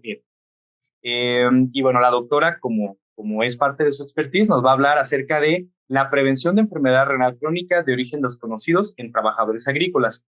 Tendremos una traducción simultánea para que ella pueda hablar en su idioma natal y tener un traductor que estará interpretando a la doctora. Entonces, sin más preámbulos, le damos la bienvenida, doctora. Thank you very much, Dr. Jane, and I send you the word. Oh, thank you. Thank you so much. And thank you for the invitation and the introduction. And I'm sorry, please excuse me, I'll be speaking in English. I will go slow. I'm working on my Spanish, but it's not there yet. I can't present in it yet. So thank you again. And I'll be talking about the research my team is doing with the University of Colorado on chronic kidney disease and prevention strategies. So thank you. So just an overview of this talk. So I'll be talking about chronic kidney disease of unknown origin, which is also known as Mesoamerican nephropathy in Mesoamerica. And I'll go through the clinical characteristics, as well as the clinical and research observations, and then next steps in our research and our prevention strategies. Just a little bit about where I'm located. So I'm at the Center for Health, Work, and Environment at the Colorado School of Public Health. We are one of 6 centers of excellence with total worker health. So that's the integration between health protection and health promotion, which you guys are aware of, I'm sure. So that's our mission. And I just wanted to acknowledge my great team I work with at the University of Colorado, as well as the agribusiness Pantaleon that we work with in Latin America.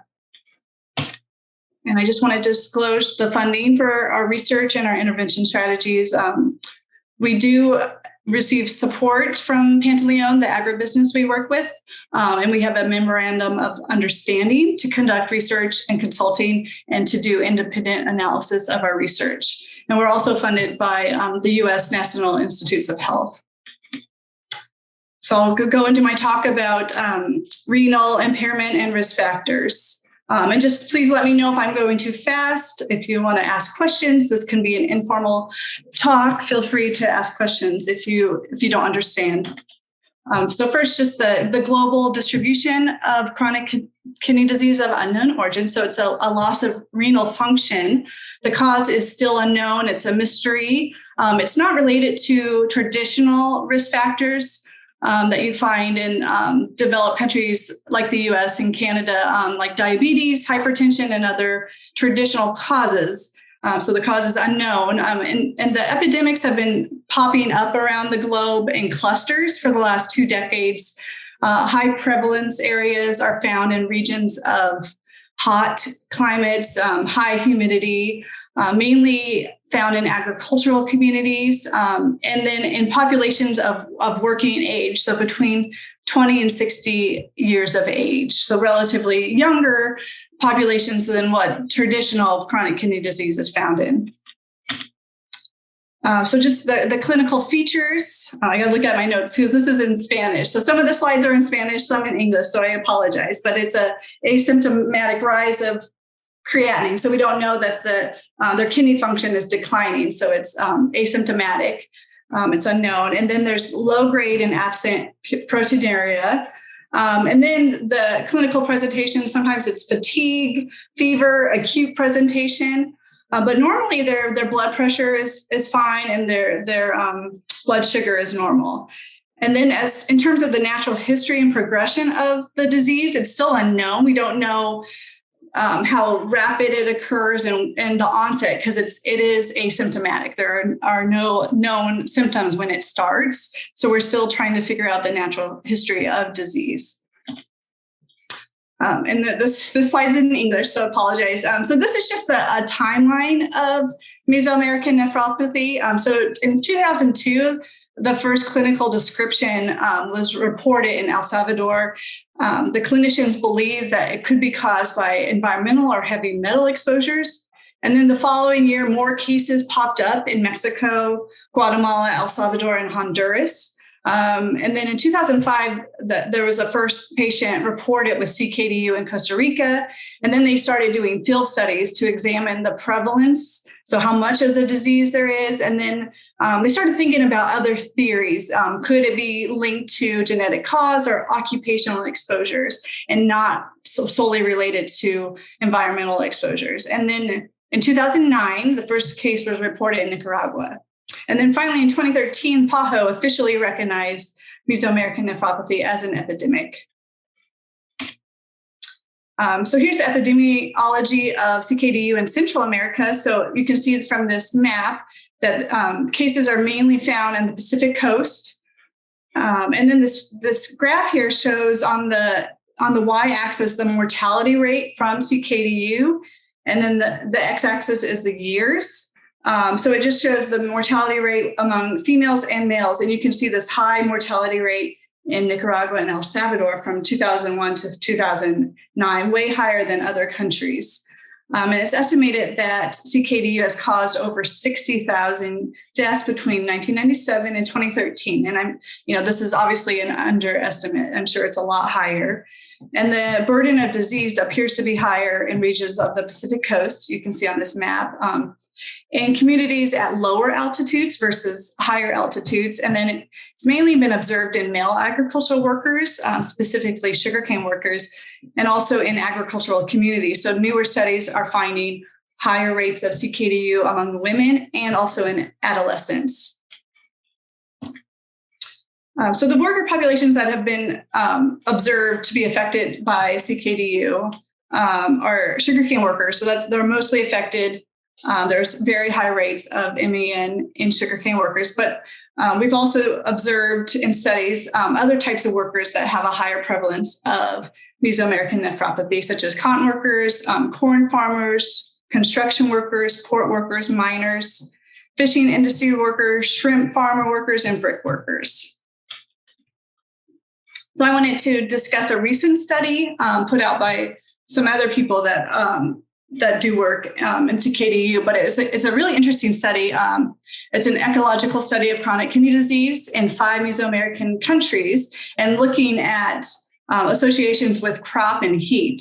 So they found existing mortality and hospital admission data for Ckd in 5 different countries, so Mexico, Costa Rica, Guatemala, Nicaragua, and El Salvador. And they linked the Ckd mortality. Sorry, I'm gonna make a small intervention.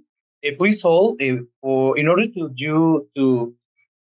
todos, para que la puedan escuchar en español, tienen que activar la opción de idioma abajo a la derecha, interpretaciones como un mundito, y aplicar español. Ahí van a escuchar a la ponente. Si no lo tienen activado, van a escuchar el idioma natal. Entonces les pido por favor a los que no tengan activada esta opción, en mi ordenador no estaba activada por default. Entonces me imagino que la mayoría de ustedes no lo van a tener así, para que por favor la puedan activar y la puedan escuchar. Sorry, doctor, I was making giving them the instructions to they can listen the interpreter. You can continue. Thank you. Okay. Would it help if I went a little slower? Okay. So this study looked at Ckd, chronic kidney disease, mortality, and hospital admissions data in 5 countries. And they linked these data, the Ckd data, to demographic, crop, and climate data. So the climate data was the monthly maximum ambient temperature for each municipality. So within each country, it was at the municipality level. And they took the yearly mean of these maximum temperatures and they broke it into either above 30 degrees Celsius or below. So that was the climate data. And then they looked at associations between area level, so municipality level Ckd and heat, as well as crop cultivation intensity for sugarcane, banana, rice, and coffee. And so here's a figure that they created. So you have your chronic kidney disease burden ratio on the x-axis, and then on the y-axis, they focused here on sugarcane cultivation intensity. So was the sugarcane cultivation low or high intensity in these countries? And then they also looked at temperature. So greater than 30 or less than 30. So you can see here we have low sugarcane cultivation and then temperatures greater than 30. And then they break it up by country and the burden. So if you go right, the burden is more. So here we have Costa Rica, Nicaragua, El Salvador, Guatemala, and Mexico. And then the next part here is, okay, we have high sugarcane cultivation, but it's lower temperatures. And you see a decline in the estimates. And then when you have both, so you have sugarcane cultivation is high, and then it's hot.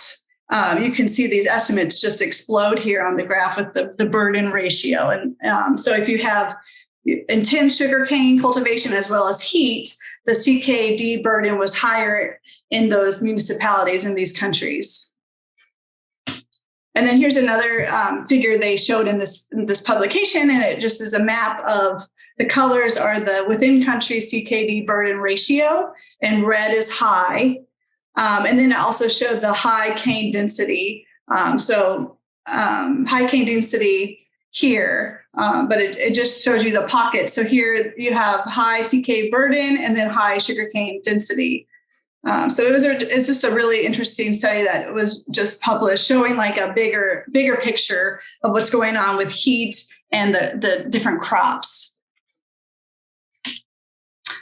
So there are different hypotheses for the epidemic of Ckd. So there's the occupational exposures that have been postulated. So repetitive dehydration every day in the field for these agricultural workers.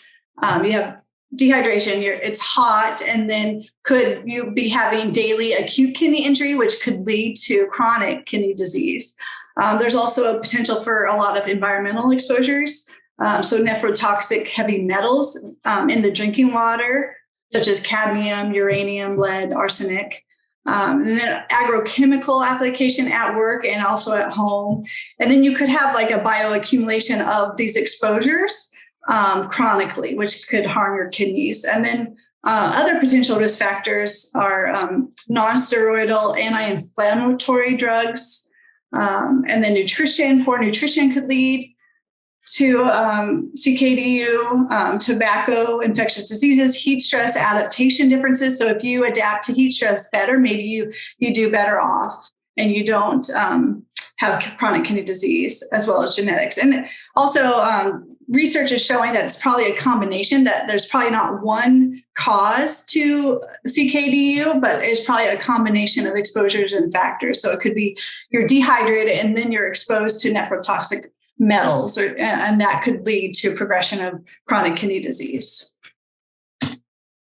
So this is just a really good figure showing possible mechanisms for the development of Mesoamerican nephropathy. So one possible mechanism that has been proposed is the uptake of toxins, like I just talked about. So pesticides, heavy metals, silica, uptake those in the kidney tubules, and that causes inflammation and tubular injury, which could lead to chronic disease. There's also heat exposure, so dehydration, increased core body temperature leading to inflammation and injury, and then as well as infectious diseases.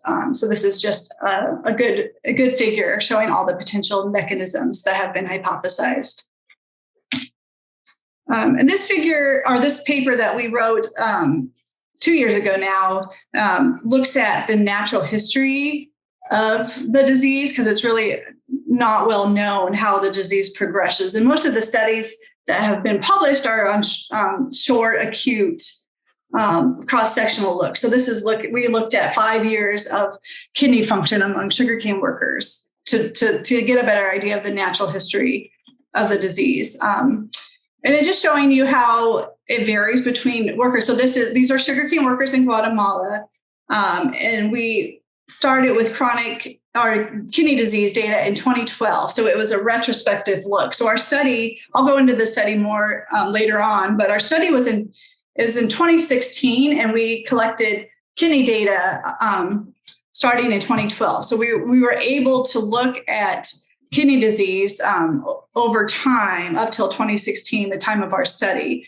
And here you can see how this disease progresses. So this is estimated glomerular filtration rate, which is a measure of kidney function on the y-axis.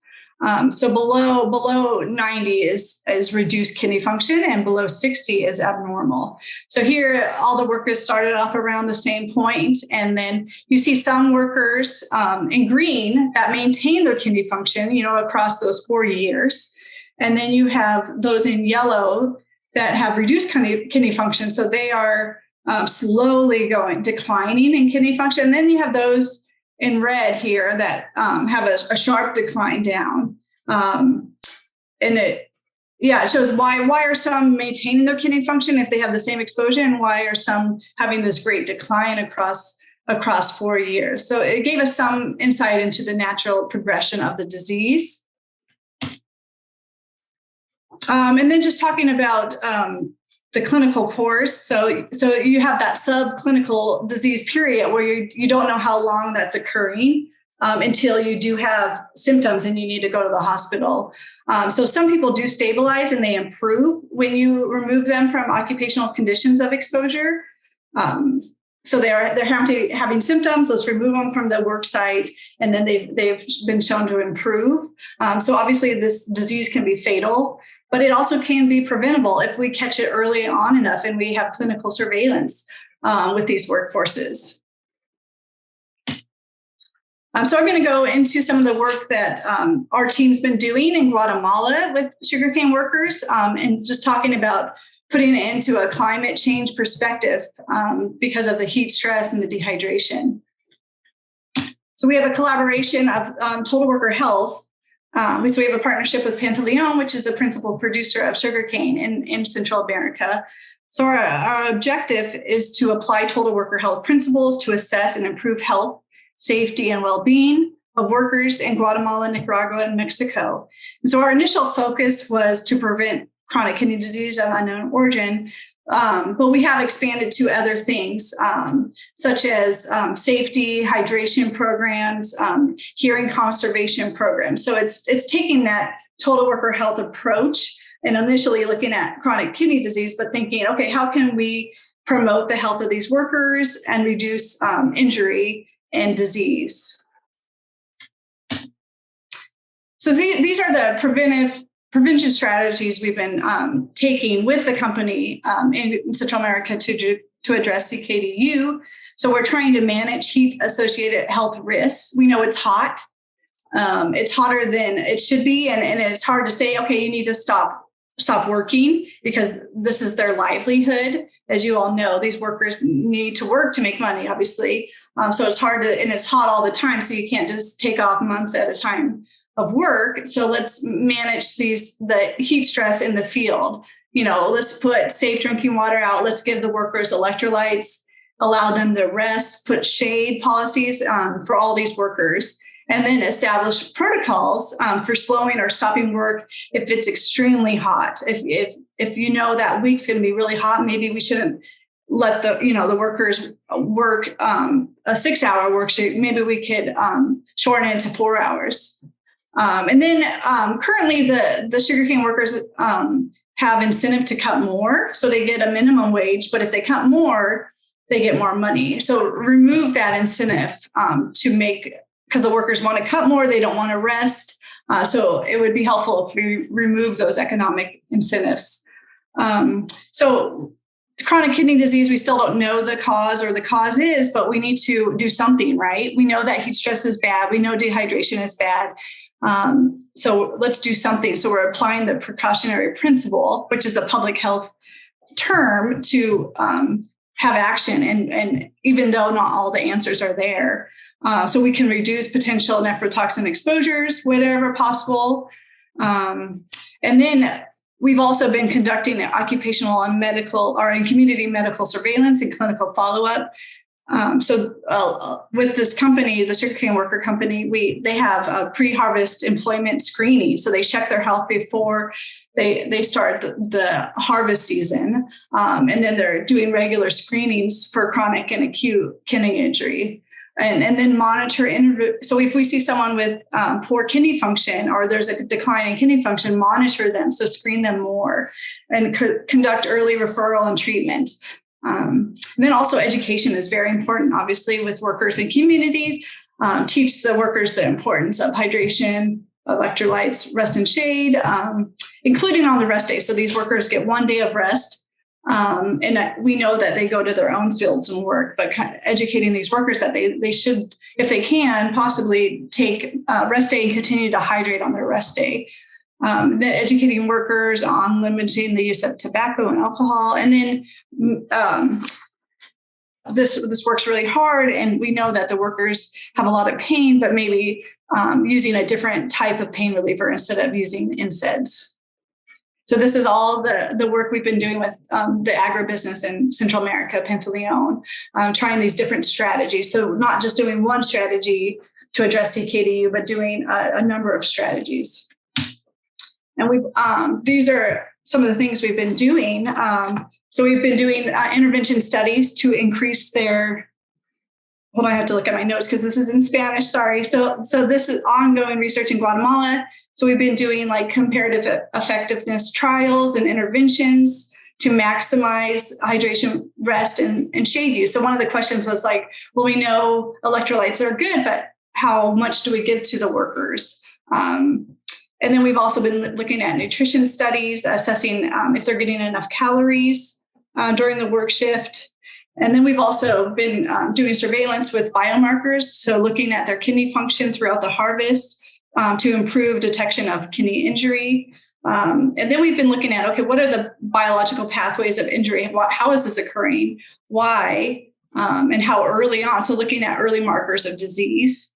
And then we've been looking at environmental studies as well. So looking at the water and the air for other risk factors.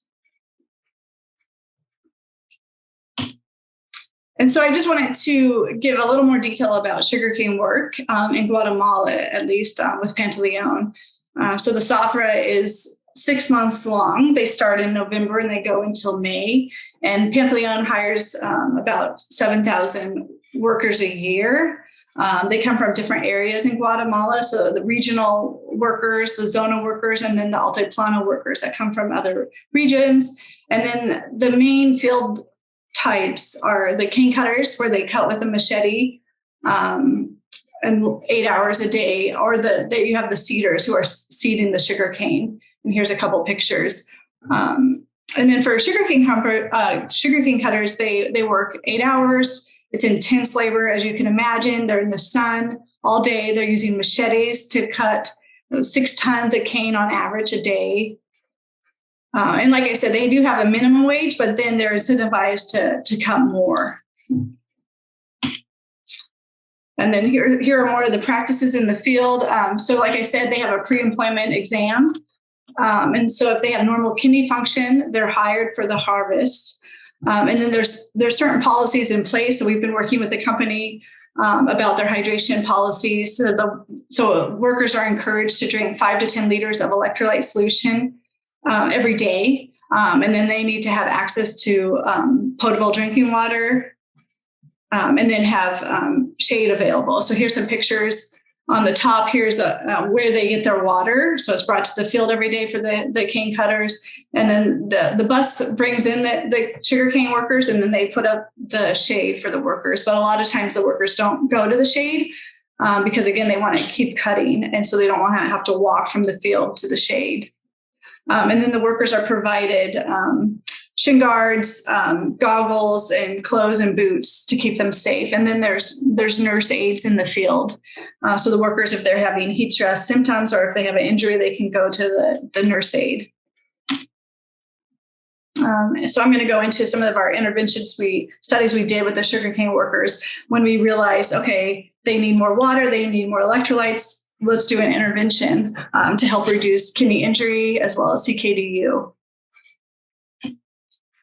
So this is our overall approach to how we've dealt with the research and our findings and how to put it into practical solutions. So the step one was, first we conducted a research study in 2016 to 2017. It was a hydration study to look at if the workers were hydrated and what are the factors that relate to kidney injury during a work shift. And then with those findings, we put that into a pilot intervention trials to see, okay, with these findings, can we develop a intervention and will it work? And then after we found out, yes, it's practical, it's feasible in the field, it's the company can implement that, we developed the hydration program for the whole work site. And then we evaluated that program. And through all these 4 steps, the goal was to improve worker health and safety. We collaborated every step of the way to find practical solutions. And we were helping build capacity with Pantaleon, with the agribusiness. And then we disseminated our findings throughout to the communities, to the workers, and to the larger scientific population. So just a little bit more about our first step, the hydration study, the research. So the initial question was, does kidney injury occur when sugarcane workers are well hydrated? So we initiated a wellness incentive and education to reduce heat stress and dehydration among the sugarcane workers. And then we looked at acute kidney injury across the work shift. So looking at their creatinine, which is a biomarker for kidney function. So we looked at their creatinine in the morning and then after their work shift 8 hours later to see if they had acute kidney injury. And then we also investigated the impact of heat, dehydration, and then other risk factors on kidney injury. And we did this 3 times during the 6-month harvest. And so a little more detail about our incentive for the workers to get them to hydrate. So we offered education. So we utilized the US OSHA documents that were already in Spanish. And then we created a urine color chart here at the bottom. And we handed these out to the workers so they could assess their own color of urine to say if they're dehydrated or not.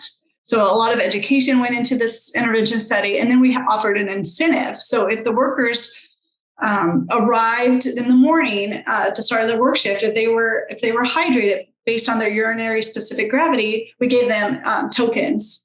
And then if they maintained their hydration across the work shift based on body weight, we had a raffle with prizes. And that was just an incentive to get these workers to hydrate during the work shift. And they really enjoyed the prizes every day. So we had like soccer balls, toothbrushes, hats, a variety of things for this incentive program.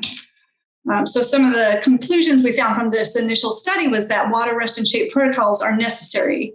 However, they're only partially protective. So these workers were very hydrated, but they were still having kidney injury across the work shift. We observed that they were having heat stress, reduced kidney blood flow during the work shift. And then factors that increase the risk for kidney injury was if they had lower kidney function at the start of the season, they were more likely to have kidney injury during the season. And if they were dehydrated at the end of the work shift and they were using medications, they were more likely to have kidney injury. But we did find a couple things were protective against kidney injury. So if they drank more electrolyte solution, they were less likely to have kidney injury. And if they were hydrated at the end of the work shift, they were less likely to have kidney injury. So with those findings, we were, these were 2 of the studies that display the results of that study I just mentioned. With those findings, we said, okay, so we know electrolytes help, we know being hydrated help. So that's when we developed the pilot intervention trial. So we know if electrolytes are good, they're beneficial, how much electrolytes should we give the workers? So we designed a study. It was a 3-week intervention trial among 50 cane cutters. So the first week was business as usual. So what they had been getting, 2.5 liters of electrolyte solution. And here are the packets on the right side here. So they mixed it with their water in the field. So that was the first week. The second week, we increased the amount to 5 liters of electrolyte solution. And then the third week, we increased it even more to 10 liters of electrolyte solution for this 3-week trial. And we found that their electrolyte levels remained stable throughout the study. Their consumption of electrolytes reduced muscle damage measured by creatine kinase. And the workers felt better, more energy with the increasing electrolytes. So we recommended to the company, okay, the workers need at least 5 to 10 liters of electrolyte solution each day because they were only getting 2.5 liters. So that was the recommendation we made from that pilot intervention. So then our next question was, okay, can these pilot findings be scaled up into a new workplace program?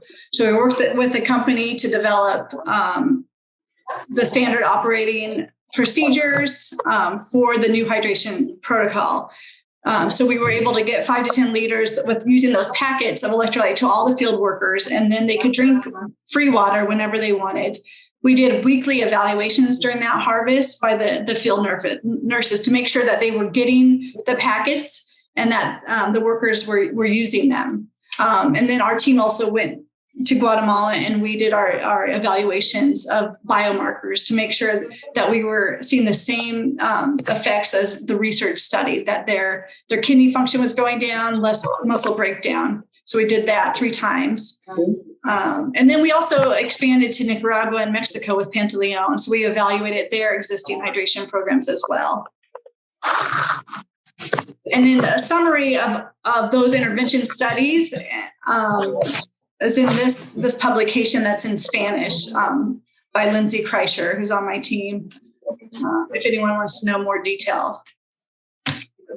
And then the last part was to evaluate the intervention. So can kidney, and also to look at if kidney damage can be reversed through interventions. So during our study, we found people that were having acute kidney injury and CKD, and we're like, can their damage be reversed through different interventions, and if they are removed from the workforce? So we did a retrospective analysis of 5 years. So that was the initial figure I showed you of the natural progression of CK.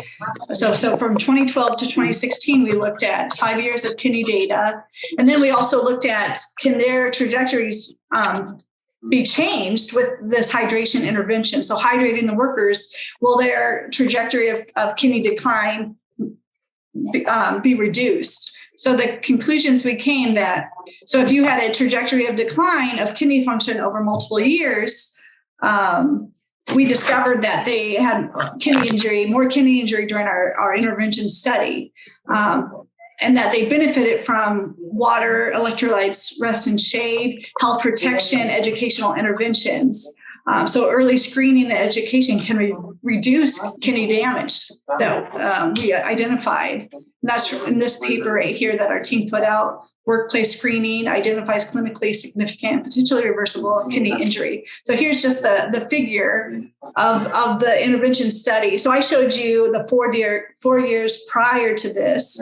And here we have the harvest season, August to April. So you have the people with normal kidney function. Here in our intervention, water, electrolyte, rest and shade intervention that I just explained started in February. And then, so you have the reduced kidney function, people that were, already on this decline. But then when we started the intervention to hydrate and educate the workers, their kidney function improved. And the same with those with abnormal kidney function.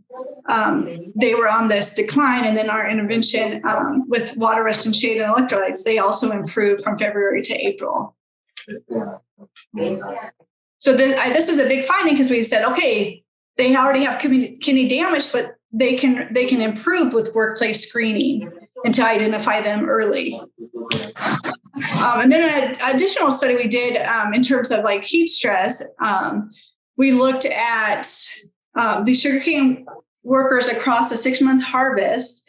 And we looked at temperature, and then we also looked at if they had poor kidney function or normal kidney function at the start of the harvest. And we looked at their productivity because we wanted to know, okay, does heat affect their productivity, meaning like average tons cut per day per individual, or does it cause them to leave the workforce? So workforce attrition.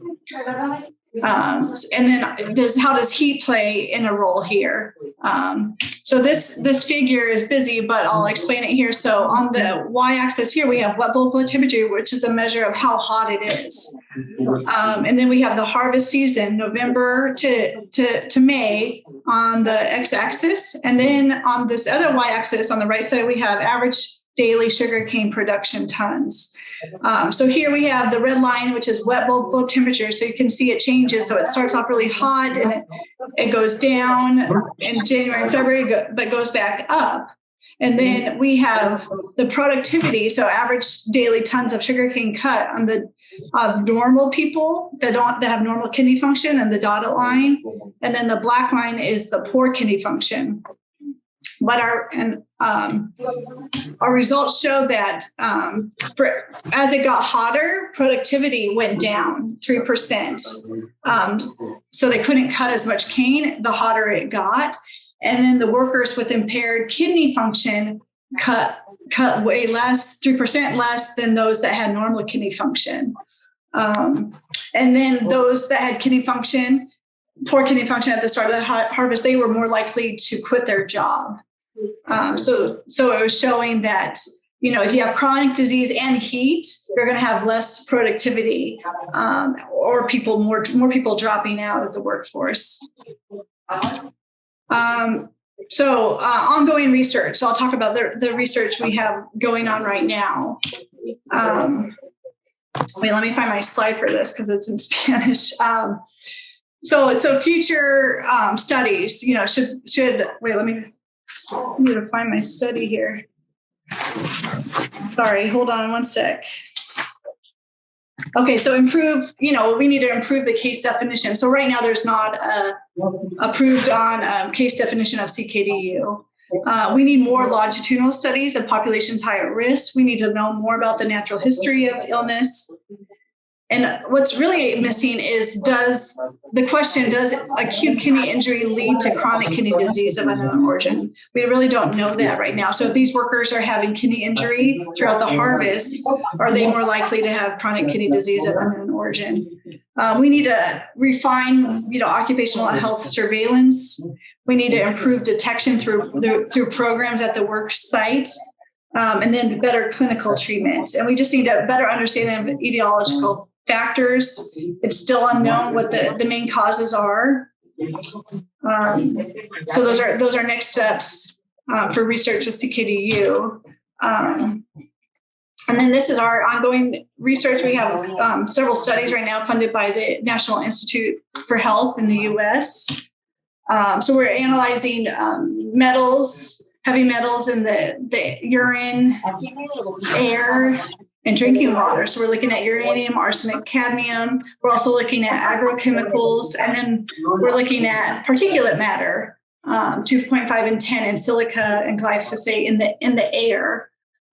So we had a recent article that looked at heavy metal exposures in the urine and kidney function, and we found that arsenic and cadmium were associated with poor kidney function across the harvest. So currently we're looking at the particulate matter in the air because the sugarcane is burned prior to harvesting it. So there's a lot of air pollution and particulate matter in the neighboring fields when the sugarcane workers are cutting. So we did a pilot study a couple of years ago to measure how much particulate matter in the field. And we published this paper below here on the pilot study of inhalation exposures with sugarcane workers. And the rationale is that these workers have these daily exposures to high particulate matter, as well as ash and soil that contains silica, which is naturally occurring in the soil and in the sugarcane itself. And this exposure might lead to inflammatory response that drives kidney injury. So the burning of the sugarcane could lead to exposure of crystalline silica, which could be really affect the health of the workers. So it could be crystalline silica or amorphous silica in the particulate matter that the workers are breathing in every day. So the current studies we're doing right now in Guatemala are looking at the particulate exposure in kidney health. So we're first characterizing what the workers are exposed to. What's in that particulate matter? What's in the air? Is it silica, metals? What else? Glyphosate. And then we're also looking at, for AIM-2, the relationship between the exposure in the air and kidney biomarkers of effect. So does higher exposure lead to acute kidney injury and inflammation? And then what if you have these high exposures and then it's also really hot that day and you have a lot of people that are dehydrated? Does that lead to more severe injury? And then our AIM-3 is looking at the mechanism of why in our body are we causing kidney damage. So is vasopressin an early markers of kidney disease? So we're looking at early markers of disease as well in these studies. And here's some pictures of the field in Guatemala of the burning of the sugarcane, and we were collecting data from the workers right next to the burning. So it was pretty high levels of particulate matter, and then the ash is just coming down on the workers. And so here's some pictures of our current study. So we're putting these running vests on the workers to attach the air sampler. So here's a pump in this picture. We're attaching that to the back of the workers in the running vests. And then we're making sure the running vests are nice and tight so it doesn't inhibit the cutting of the cane. And so here's our team putting on the running vest of the workers. And then we're also collecting ambient humidity and temperature with these little eye button key fobs here. You see that picture number 4. So that's also measuring how hot the workers are getting and the humidity. So this is our current study that we're doing right now to measure the breathing zone of the workers as well as the temperature.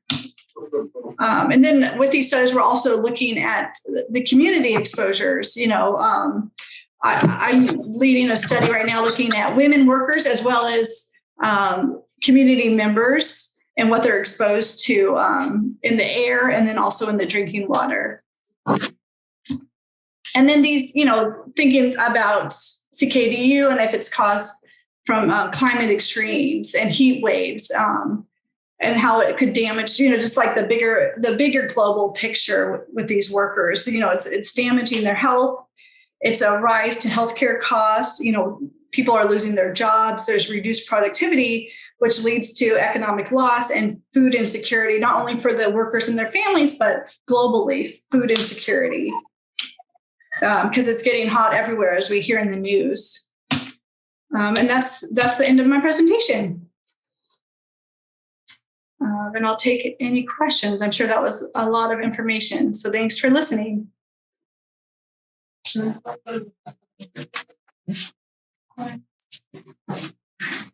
Well, we're very thankful, Dr. James. I will ask to the attendees to prepare your questions, and by this time, I'm going to ask one. This is a problem that is used from sugarcane, or maybe we can see this in other cultures, all the cultives. And for example, not only in cultives where they are with sun exposure, for example, on greenhouse or some others, we have in Mexico a lot of them too in some other areas. Just not in the map we saw Veracruz in red, but we have some other areas with renal, with kidney disease. So do you think this is a problem used in sugarcane, or should we investigate some other? There's other studies popping up of different types of workers. So I don't think it's just a sugarcane problem. I believe it's a heat stress, dehydration, and something else, some other exposure. And other studies are showing that higher prevalence in different types of workers, and also in adolescents. Higher prevalence of Ckdu. So in these agriculture communities, studies have shown that adolescents are also affected by Ckdu who are not working in sugarcane yet. So there's got to be some other thing going on and not just sugarcane work. So I believe that it's worthwhile to look into these other types of workforces as well as communities.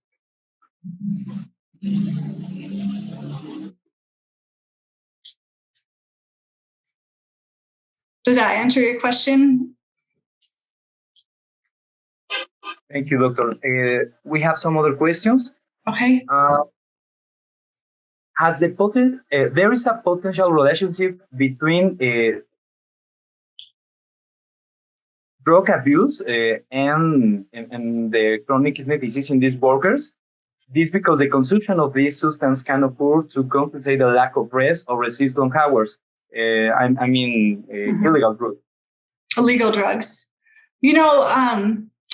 I have been interested in that as well, and it's really hard to get honest answers. Because it's that stigma, and then we're working with the company. So I would love to figure out how we can get honest answers to like illegal drug use, because we know it's there. We know that the workers are probably taking illegal drugs, so we just can't get a truthful answer. Or I'm trying to think if there would be biomarkers we could look at. But no, I think that's a really good point. And it's just a hard question to get at. How do we get a honest response? Because it's scary for these workers to disclose this information because they're scared they might lose their job or get in trouble. So if there could be like a biomarker or how we would ask that question.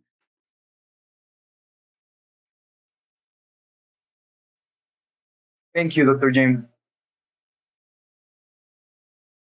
It's a comment and with a question. A very good presentation. Then it would be convenient to intervene with high iteration in activities Well, the workers is exposed to extreme heat and high humidity. You were kind of breaking up. Can you repeat that question?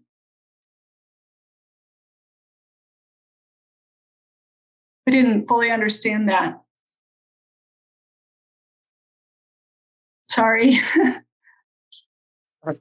Sorry, doctor, could you please have a few minutes? The traductor is gonna ask again.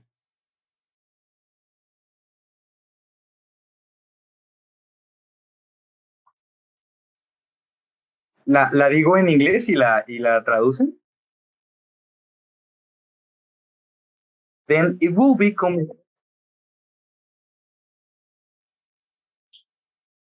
Okay, ajá.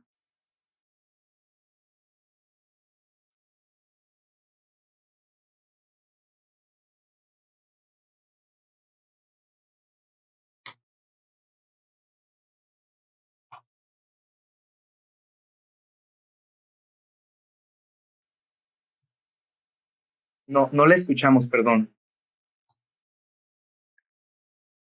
Ok, yo tampoco escuché ahorita la pregunta.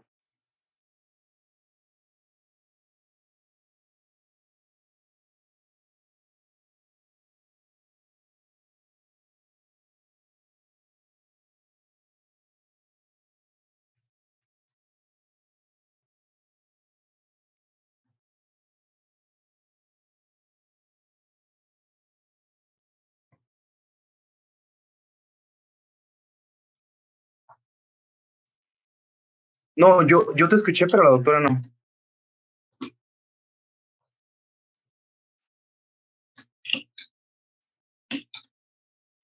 Doctor, do you hear me? No, I don't.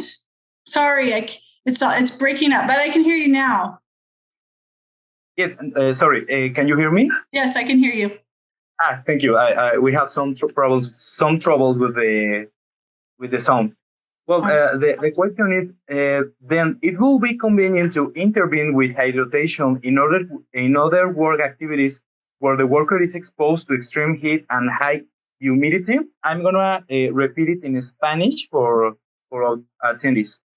La pregunta que le hacemos a la doctora Jane es si entonces sería conveniente que las actividades de trabajo, en otras actividades donde también exista trabajo a altas temperaturas y a humedades elevadas, también se hagan esquemas de hidratación. Go ahead, doctor. Thank you. Yeah, I think, we know enough. We know it's hot. It's so hot and it's humid and these are long work hours. And I think we know that hydration helps, and it could be very dangerous as well. So we know enough to hydrate. We know enough that electrolytes help. We know enough that they should be resting and shading when it's this hot. So we're seeing this globally, that it's just getting too hot that our bodies can't manage the heat. They are not our bodies, but the workers' bodies just can't manage the heat everywhere. And they need to have good prevention measures. They need to be educated on hydration. I think we do it now. These heat waves are coming.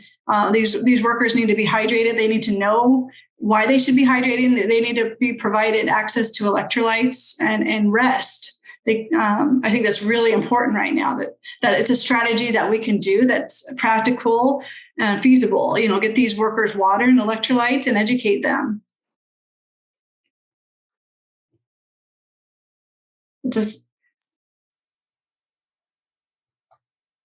Thank you. We have another question.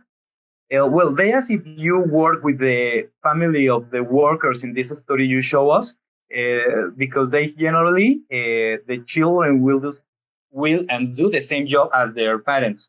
So you consider this situation?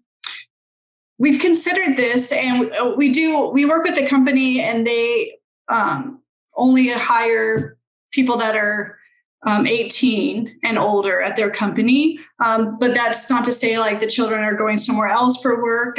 So I'm actually doing a study right now, because that's a great point. I'm going to their households and I'm working with the spouses to see what the spouses are doing and what the families are doing that could be causing, kidney injury. So I'm trying to get more information about the community exposures and the household exposures. And I'm doing that in a current study that I just started last year. But no, that's a very good point. We need to figure out what's going on in the household with the women and the children.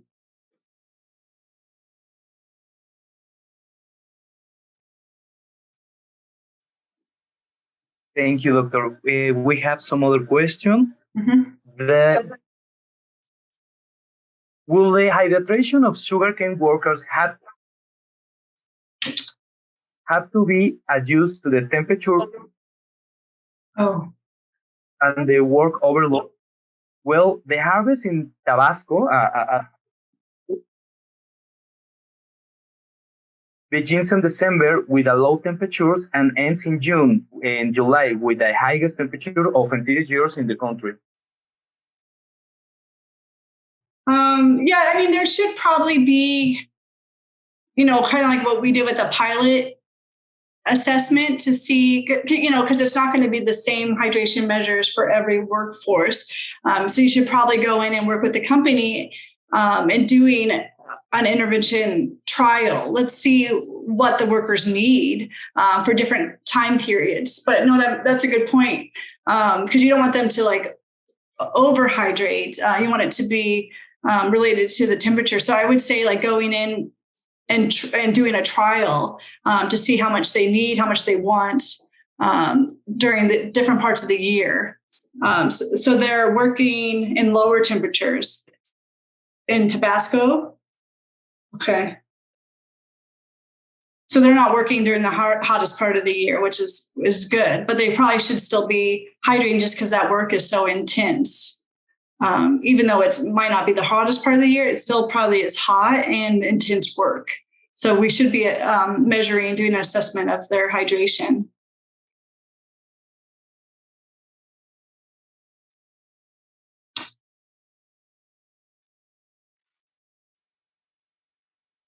Thank you, Doctor.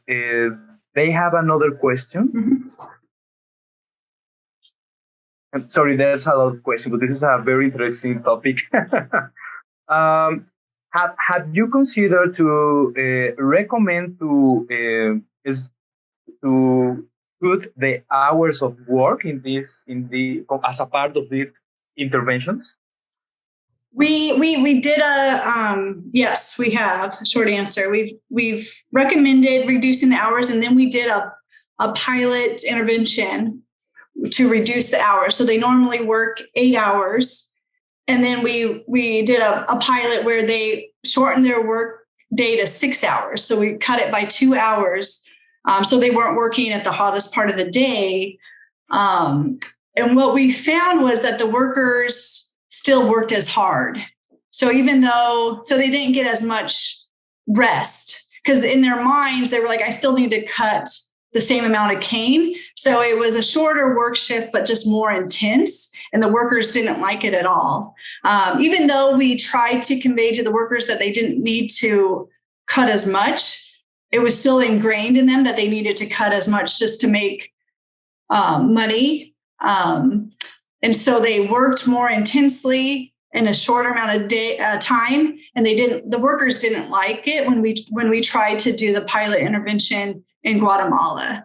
So, but other places they might like it, and we might try again. But when we did the trial, the intervention trial, the workers didn't like the shorter work shift because they felt they had to work harder. So if you got rid of the economic incentive where cut more, you make more, if you got rid of that, then maybe the shorter work day would be better. But that's a really good point. And then they also tried at the company for the workers to work at night. So it was much cooler. And the workers did not like that at all, to work at night because of more injuries, because they're cutting with a machete. So they ended up having more injuries. And then there was more snakes in the field and other things. So the workers really didn't like to work at night. So we did try that as well.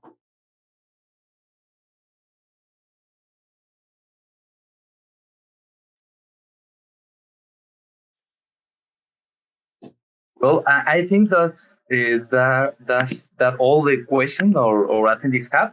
We really appreciate, Doctor, that having this amazing presentation. I think this is a very new topic for all the occupational health systems in all these countries. So we had a lot of work on our attendees now diplomated on security in health, occupational health. They now have a new mission to study this again and use your recommendations.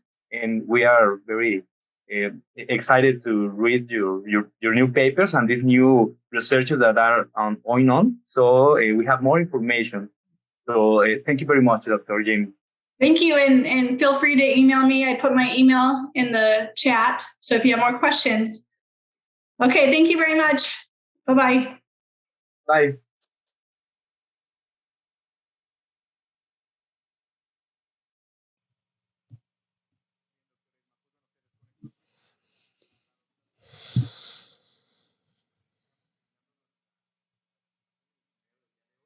That would be our participation for today. We thank you. And I give the floor to Dr. Irma Juarez. Thank you very much, Doctor, by this brilliant fulfillment through all the diplomats. And today in this conduction for this first day of seminar. I thank all the participants. We invite you for tomorrow at the same link that was sent to your email. Could connect for the fourth day. Tomorrow we have a time scale from 10 to 13 hours with the participation with Argentina of CS and IMSS representatives. Thank you very much.